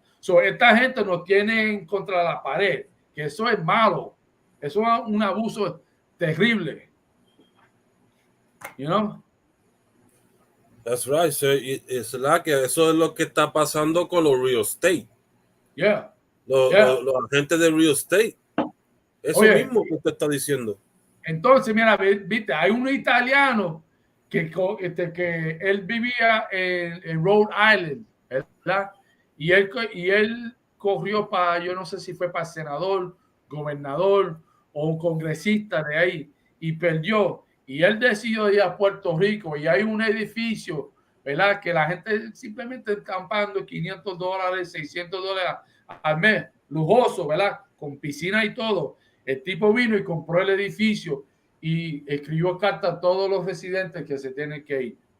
Porque en su mente, esta gente están pagando demasiado después, poco para esta propiedad. Esta propiedad debe cada mes cobrar tanto, porque a él le dio la gana. No le importó que aquí hay familia. No le importó nada de eso. Para él, lo que pensó es, perdona la frase, ¿viste?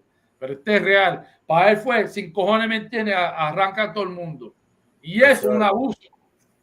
Y nuestro gobierno en Puerto Rico, ¿qué carajo están haciendo? Absolutamente nada. Y esa es la razón que la Escuela Israelita de Conocimiento Práctico Universal somos la única organización que se atreve a meter a Puerto Rico, porque si conoce la ley, se supone que no podemos hablar en contra del gobierno, ¿verdad? Porque yo no sé si esa ley todavía sigue en Puerto Rico. Pero como el Señor no le importa nada de eso, el cielo no se puede tapar con una mano. Y vemos por la evidencia que nosotros tenemos los cargos en contra de nuestro gobierno. Y no es nuestro gobierno. Déjame decirte ustedes, boricua, ¿ok? Le voy a decir algo sorprendente, pero real. El gobierno de Puerto Rico es el gobierno de los Estados Unidos. No hay diferencia. No hay diferencia. El Partido Popular, el Partido Nuevo Progresista, hasta los independentistas, ¿verdad? Es el gobierno estadounidense. That's right. Hay un punto bien importante que usted dice, porque aquí ahora mismo el que manda es Biden. Antes era Donald Trump, antes era Obama. ¿Me entiende? Aquí lo que manda es Estados Unidos. Esa es la pura verdad. Somos colonizados. Exacto. No, vamos a decirlo correctamente, ¿verdad? Somos esclavizados. Okay. Somos esclavizados bajo un colonizador que es igual que Satanás. Es la representación de Satanás en toda la parte donde vive Israel, siendo en Centroamérica, porque ya voy en una de estas clases voy a enseñar historia de Centroamérica también. Tengo los libros, tengo los detalles, ¿verdad? Lo que hicieron en Honduras, una tragedia. Lo que hicieron en Guatemala, una tragedia. Lo que hicieron en El Salvador, una tragedia. En Panamá, una tragedia. En Belice, una tragedia. Y no se habla, no se dice. Y tú conoces más que yo, Tabac. Tú eres de ahí. Sí, señor. Quería decirle en respecto a lo que está hablando, que dice que los puertorriqueños tienen presidentes que son españoles, pero los españoles son de la descendencia de Esaú, ¿verdad? Entonces, los españoles son los exacto. Usted tiene razón, son descendencia de Esaú. Claro.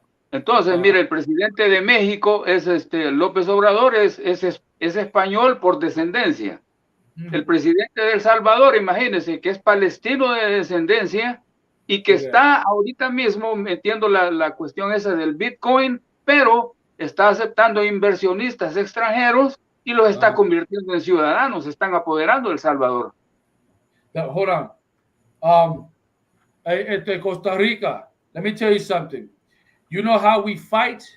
We do not fight by picking up weapons. We got to remember, that's why you should keep coming to class.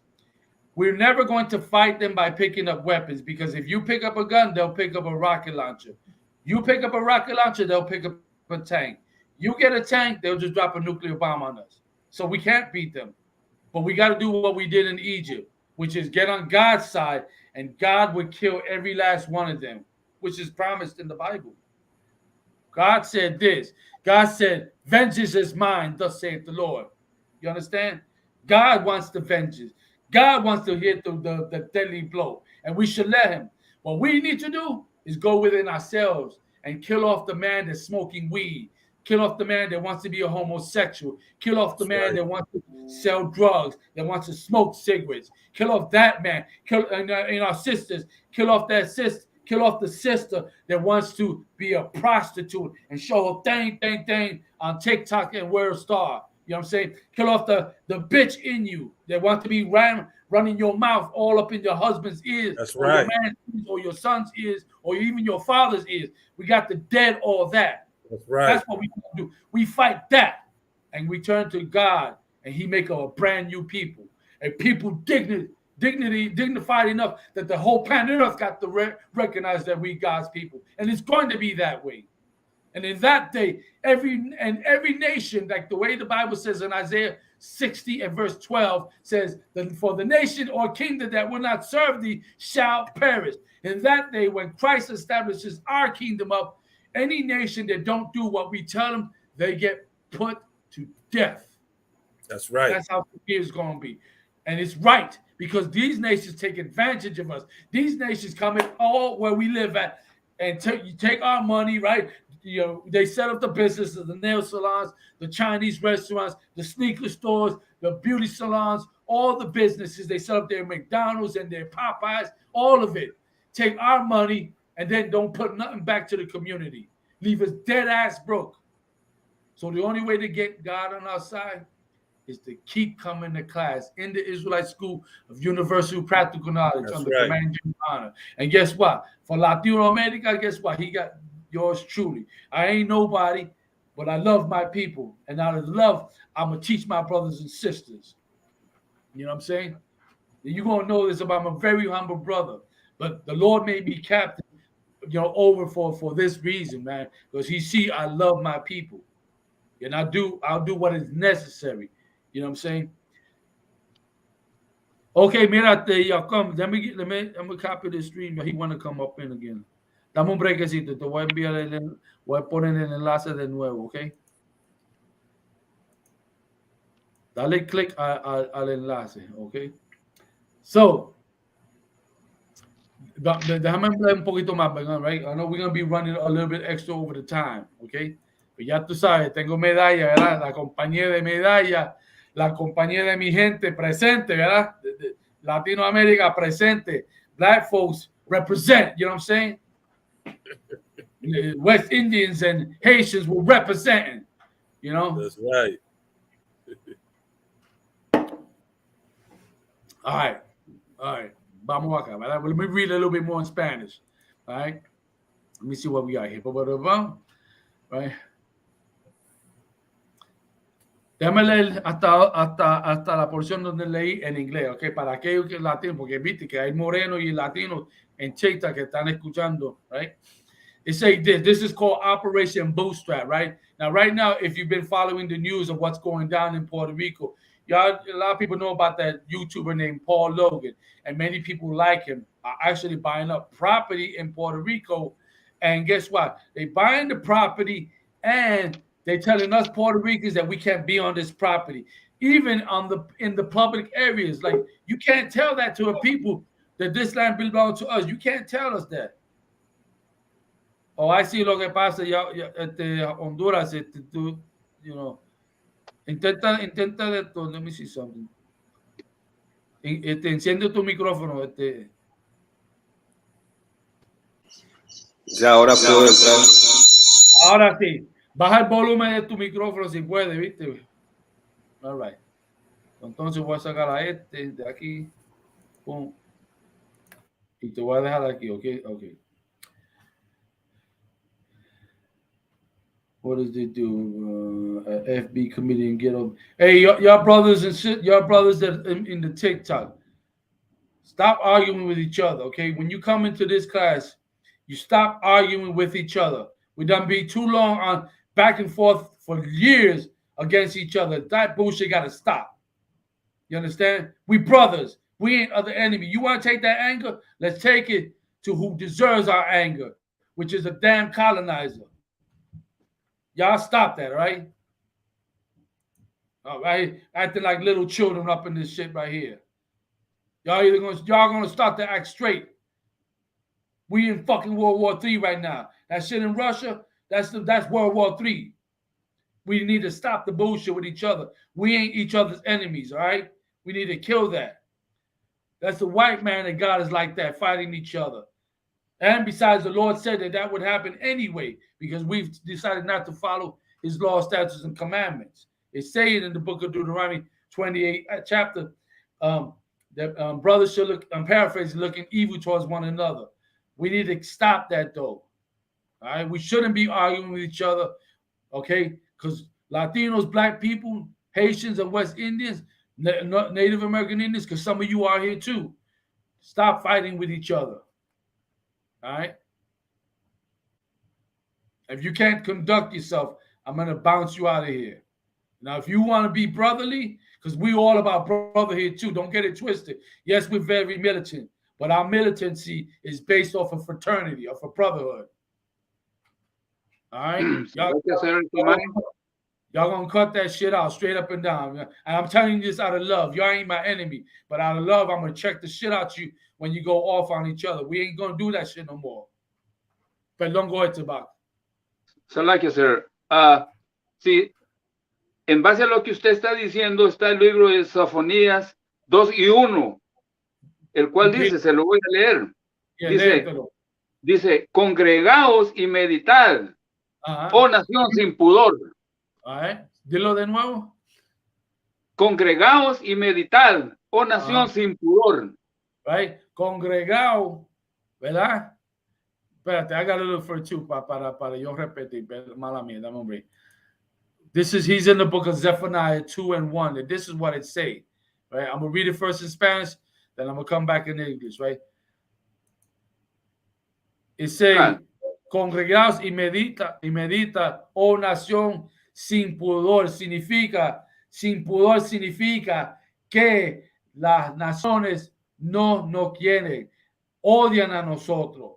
Y si nosotros estamos peleando así, le estamos dando de hablar de nosotros, ¿verdad? Si nos estamos comportando como bestias, obviamente nos van a tratar como bestias.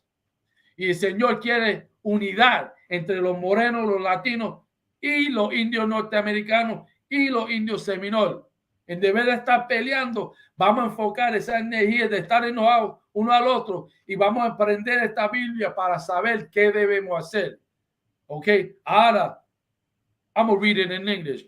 It says, Zephaniah 2:1, gather yourselves together, yea, gather together, O nation not desired. This is the Most High God, the Creator, telling us and making it crystal clear that we are people not desired.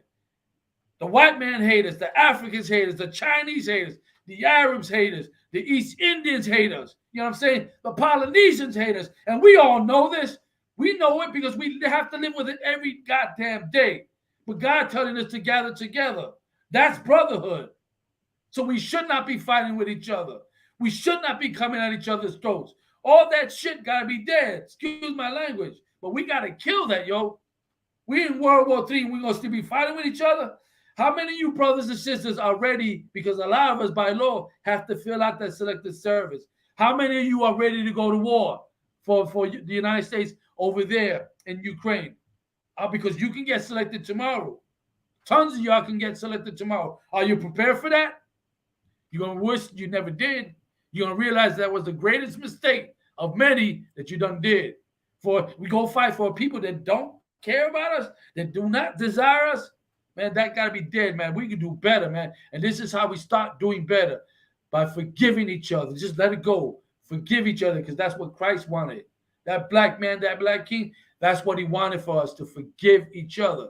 This all petty nonsense, dead that immediately, brothers and sisters. We don't need that now. We in the stage right now, if you're not realizing we in a time of war. Mala mia, sorry about that, but yo, it's real.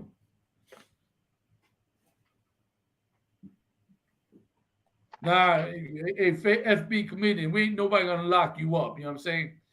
And they'll take it personal. But what I'm telling you is that we gotta do better. And how we do better, the instructions is right here in the Bible.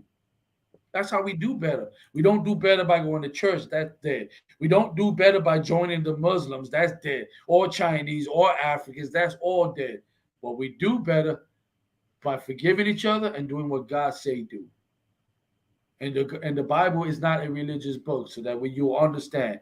But it is a book on how to make blacks, Latinos, and Native American Indians act right. We always want to act right. But this is the book to do it. Rápido, Tabak.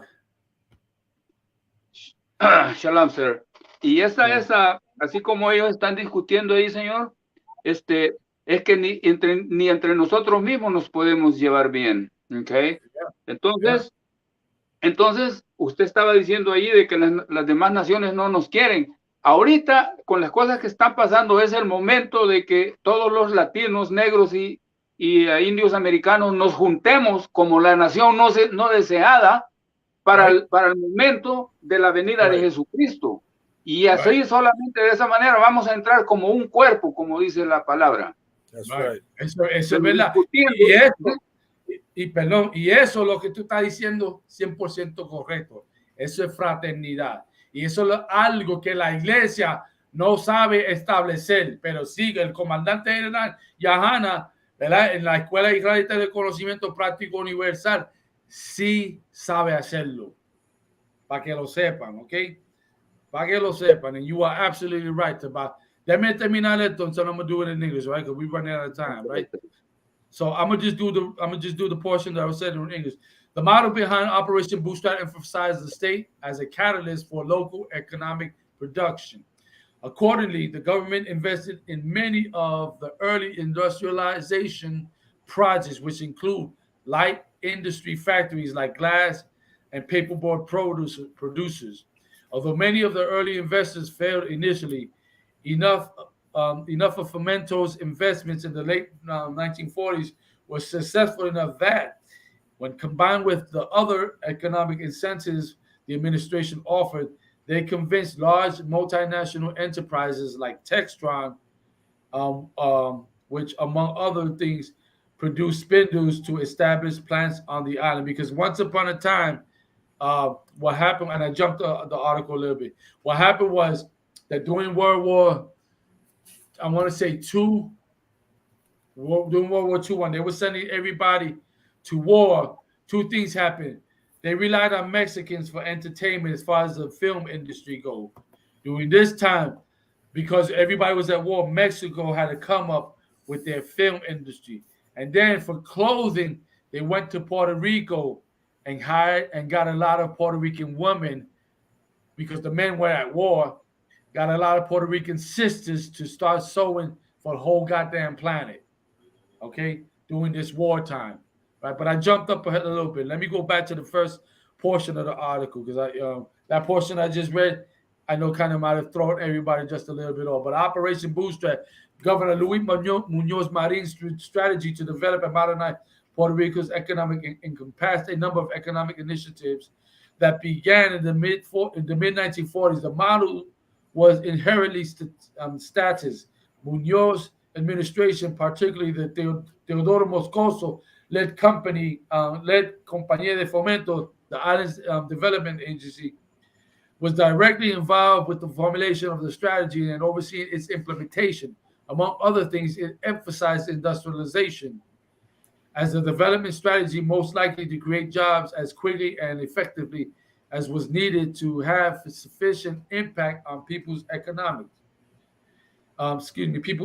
conditions. As part of this strategy, it advocated shifting towards an export-based economy in which the bulk of the island's production was aimed at the American market instead of comparatively tiny local markets, right? Operation Bootstrap was fundamentally about modernizing the Puerto Rican economy, but because the government understood that this would only be possible through foreign investment. Much of it involved providing tax exemption to American corporations who set up shop in Puerto Rico, which is what's going on today. Right now in Puerto Rico, the last governor, ¿cómo se llamaba el gobernador que implementó eso? Que ahora Perulisi fue el que la empujó hacia el frente. ¿Cómo se llamaba el gobernador? Fortuño. Luis Fortuño, ¿verdad? Pero el gobernador, él fue antes de Perulisi. Sí. Entonces, el que era antes de él. Wanda Vázquez. Entonces, antes de él. Wanda Vázquez. Y después. Wanda Vázquez, pero el hijo de Rosselló, pero el otro que era antes de él. Porque el hijo de Rosselló no duró nada. Ricky Rosselló. Después antes de Rosselló estaba Padilla. Él fue el que le hizo caso a Luis Fortuño de este plan. Claro, Luis Fortuño, Padilla y ahora Perluisi, ¿verdad? Esos son los tres que están envueltos en la economía y el estatus de Puerto Rico hoy en día, basado en esta historia. Right now in Puerto Rico, based off of those last three governors that I just mentioned, The status and the economics of Puerto Rico is as such that Puerto Ricans on the islands are having a hard time trying to survive. But just like black people in America, suffering the gentrification of our neighborhoods and Latinos over here, in Puerto Rico, that's being done the same by these wealthy gringos that go to the island off of the Law 20 and 22, specifically Law 22, which states that if you set up a business or a corporation or buy real estate and have property, you can, but a property as a business, you can be tax exempt from capital gains tax, leaving us on the island with almost no economics because there's no help. That didn't help us. None of that helped the poor of Puerto Rico. It did help the rich of Puerto Rico, and the rich being in particular the Spanish and the Americans. That's who it mainly helped. You know what I'm saying? That's who it really helped. Let me continue. These corporations who set up shop in Puerto Rico, these corporations were then able to capitalize on the lower cost of labor on the island, which further improved their bottom line and made doing business in Puerto Rico even more attractive. Sound familiar, right? They took advantage of minimum wage. Did you know? I lived in Puerto Rico for almost 20 years. The last time I was there living, minimum wage went up to $7.25. This was in 2009. Well, in 2021, midway, they raised it up. Want to hear the amount? $1 freaking dollar. $1. So 2009 to 2021, that's like close to 20 years, right? Am I right or am I wrong? Right? A little bit over, right? Or maybe like 15 years, let's give or take. But you get the idea. It was over 10 years. Let's just say that comfortably. It was over 10 years. No increase in the minimum wage. So, of course, these corporations go in and take advantage of my brothers and sisters who know that we're damn near poverty-stricken. Did you know that the what's the term I want to use? That the average wage, right? Median wage, the average median income in Puerto Rico for most of the Puerto Ricans who look like me, who are the poor, who come from the ghettos and the projects, you know what I'm saying, and the small shanty towns, and the most times in the rural areas too, the jibaros, right? $17,000 a year. $17,000 a year. Now, what can $17,000 a year buy you if you have a family of 4? If you have a family of 5, what can that buy you? Nothing, because you got to take all that and pay bills, and then figure out a way to put groceries in your refrigerator and in the cupboards. You got to figure out a way. You got to be real inventive. So now you got to go start selling lean bread. You got to start selling the dulce, right? Cans of soda. You got to go get a hot dog stand and invent your way to make extra income. Some of us got to do Uber and DoorDash just to make an extra income. Meanwhile, these freaking damn Americans go in and gobble up everything. And not just gobble up everything, they gentrify in a lot of the good areas. Ya mismo Quebradilla, Vieques, San Juan, Guaynabo, Ponce, Guayama, that shit is going to be white people. Mm-hmm. Entonces, el Boricua and the so-called Afro-Puerto Ricans, right, we're going to get pushed into, area, and the crime is going to go up because they're pushing us into cages, locked up into, just like they do over here in America. And then guess where? Then from there, they can start putting us into prison or sending us to the World War III. And that's coming. And if you're not in the Israelite School Universal Practical Knowledge in Puerto Rico, in New York, in Florida, anywhere that we establish, I'm sorry for you. I really am. You're going to be busting on our doors trying to get this help. Why not do it now when it ain't that bad? Let's get it. All right? Let me read a little bit more. All right? So it says, Thus, the strategy depended on foreign capital, technology, and entrepreneurial resources, which completely integrated Puerto Rico's economy with that of the United States. What did I just finish saying? That the Puerto Rican government is the United States. Now, you heard it there, right? It took the economic of Puerto Rico and admit what I'm going to say the words. I'm not going to confuse the words, right? It says, which completely integrated, meaning joined Puerto Rico's economy to that of the United States. Right? I'm going to say it in Spanish, ¿verdad? It says, que integraron completamente la economía de Puerto Rico con la de los Estados Unidos. Y acabo de decir que el gobierno de Puerto Rico es el gobierno estadounidense. Y eso es evidencia ahí, para que, como era el programa, para que tú lo sepas. Para que tú sepas. Y si no nos gustamos, pues como dice el refrán, móndate esto, como es el refrán, móndate esa que la otra viene. Pero es la verdad. It's the truth. It's the truth. Now, let me read some more, right? Okay. So, entonces, the relationship between the two included unlimited access to the markets of goods, labor, and capital. I'm going to read that in Spanish. That is deep. That is deep. Let me read that in Spanish. La relación entre los dos incluía el acceso ilimitado al mercado de bienes, mano de obra y capital. Ahora, I got a question for everybody. What does that sound like? What industry does that sound like?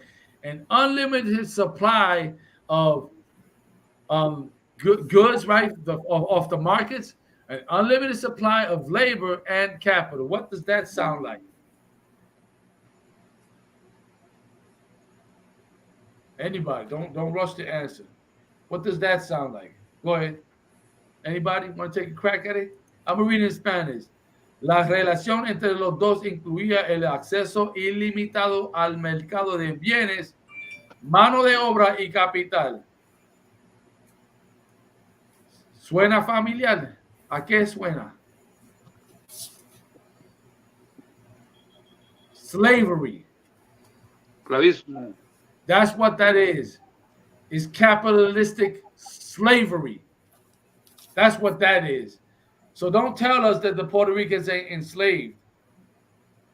The brother that asked the question about when was the Latinos enslaved, I just gave you an answer. That's one example. They don't just do that in Puerto Rico.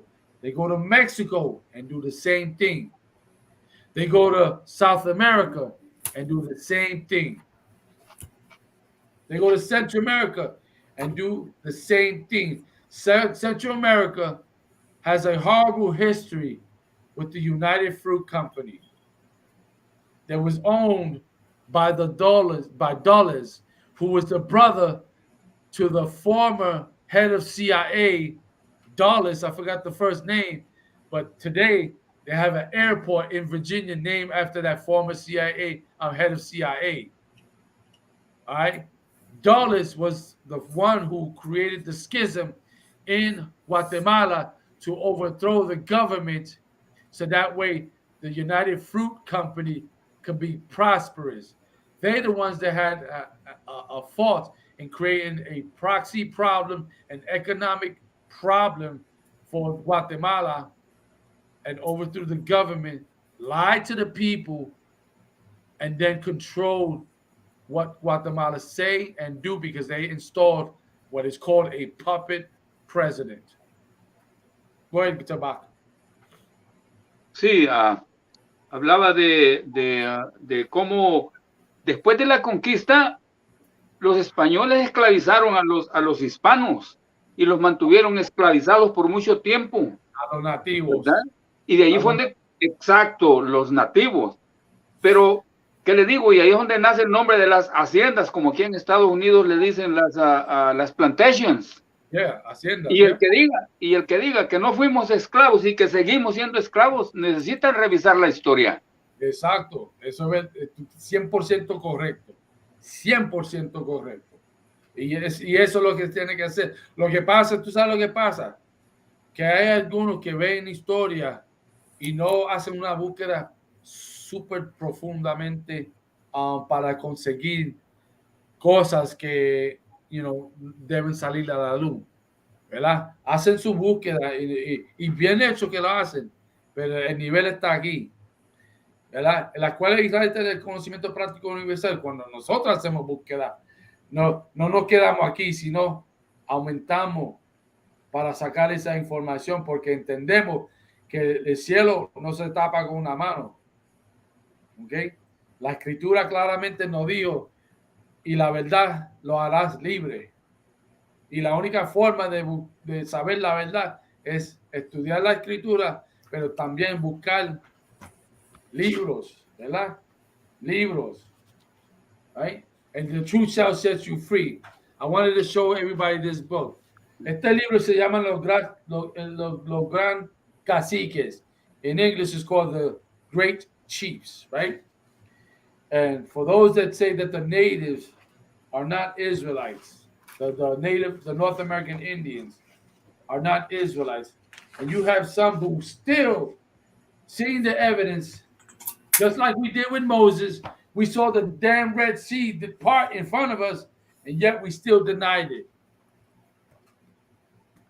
That's how messed up we are. We saw the seas separate one side to another, so that way we could walk on dry land, and we saw the waters close on the Egyptians, and we still denied the power of the Lord. We still did it. I'm gonna show y'all something right here in this book right here. Very important. Right? So bear with me. Fringes is an Israelite custom. The natives knew to put fringes on all their vestures or clothing because it's an Israelite custom. It was the only people to put fringes on the garments. The other nations later on copied it. And that ain't far-fetched, because the best, and this is just on the rap, on the hip-hop tip, the best hip-hoppers are Black and Puerto Rican, Latinos in general. But everybody wants to give praise to Eminem as the rap god. The rock and roll was created by a Black man by the name of Chuck Berry. But who did they call the king of rock and roll? Elvis Presley, who copied Black people's style. Yeah. More fringes. Look at it. Check it out. More fringes. This is in the law, in the Bible. It's to help us remember about the law. All right? Fringes. Right here. The brother wearing fringes. Hold on. Did I show it to you over here? Hold on. Let me take off déjame sacar lo de atrás para que pueda ver la imagen bien. Hold on. Es la que Adohan tiene las franjas ahí. Yeah, there it is. ¿Sabes qué hacer? Este es el traje que yo ocupo. Right. Estamos volviendo a nuestra realidad. Y así buscan la maya también, ellos utilizaban vestimiento con franjas. You know? Hold on.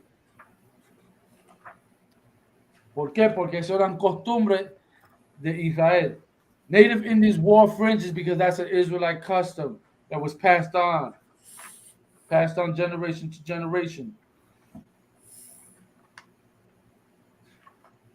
Like a lot of people think the men in the Israelite school, universal practical knowledge, that we should just some stupid idiots that get up and put everybody on blast.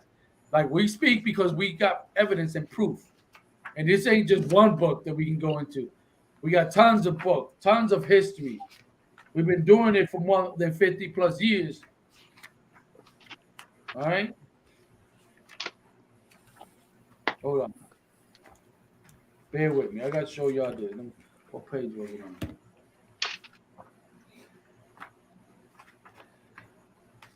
Hold on. Check this out. Why is this right here? Look at my shield, right? Look at my shield. Look at my ring. Now explain this to me. What's it doing here? Hold on. What's it doing right here? Huh? What's it doing right here? Hold on. Look at it right here, and look at it right there. Can somebody explain that to me? You see my ring? The shield of David. How is it that the native Indians also rock the shield of David? And look, if you notice, they have candlestick holders. That's called Manara. Native Indians. How is it? Lo viste?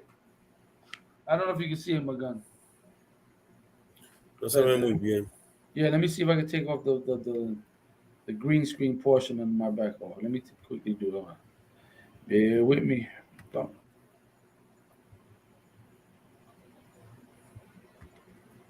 All right. All right. Look at this. Right? You see that? Now look over here. You see it? You can see it? Claro, claro.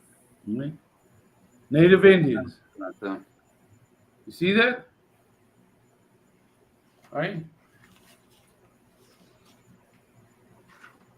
And with all that, a lot of people deny it. They just completely deny it. Or showing the garments, right? Con franjas, right? Franjas, right? Right?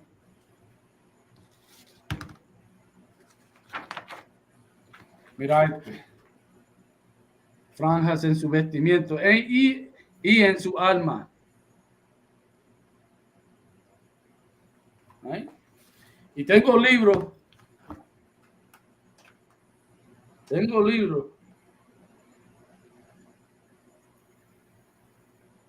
Right? Entonces, you know how we put studs on our garments, right? That's also in the Bible. We put studs on our garments. We've been doing that since way back then. Check this workout. Look at that. Studs on the belts. You see that? These were Native Indians who did this. Mexicans would do this too. The natives. That's an Israelite custom.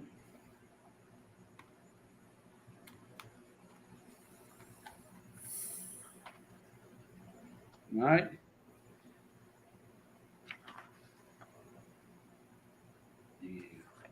Yeah, so I'm going to show you something.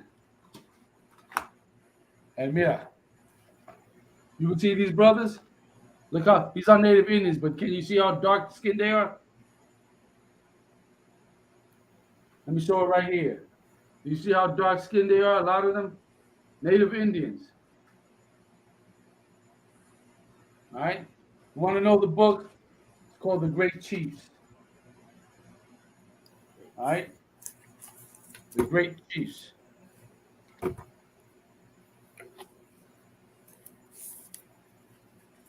right?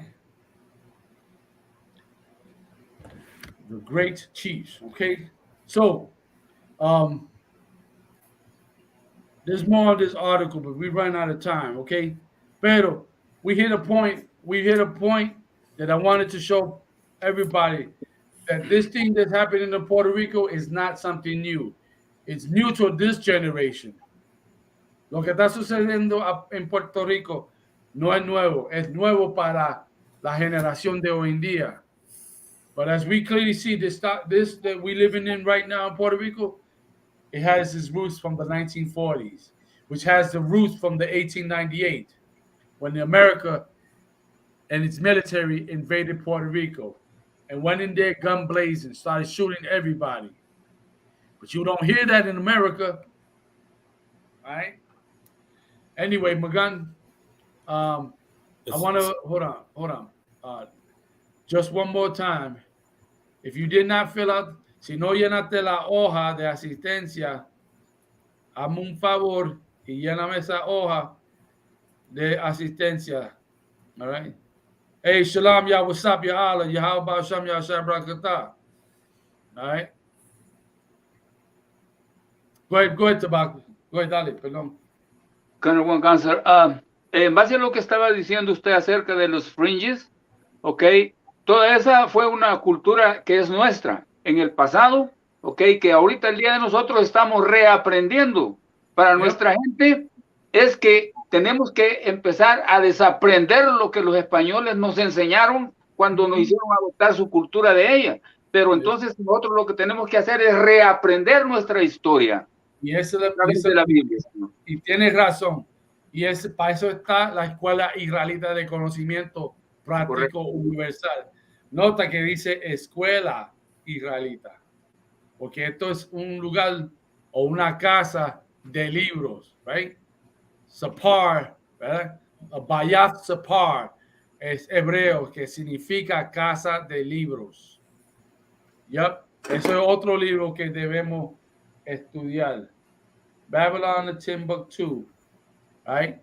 Babylon to Timbuktu. If you read the caption, it says a history of ancient black races, including the black Hebrews, meaning the black Israelites. Okay? So this was written by a black man named Rudolph Windsor, who, he's a brother who did the research. I'm going to read a little bit about Rudolph Windsor for those that don't know about him, right? In his biography, in the first page, right? Online, right? The brother, as you can see, not an African, but a brother. And this is what it says. Rudolph Windsor was born in Long Branch, New Jersey. After living in a number of Jersey communities, his family settled in Philadelphia, where he attended community college, studying psychology and political science. Gratz College, where he majored in Hebrew and Aramaic study. And Temple University, where he majored in Middle Eastern studies. In addition, he has 4 sons and a daughter. He says in his book, my motive in writing it was to give the true history of the Afro-American, which has been excluded from textbooks.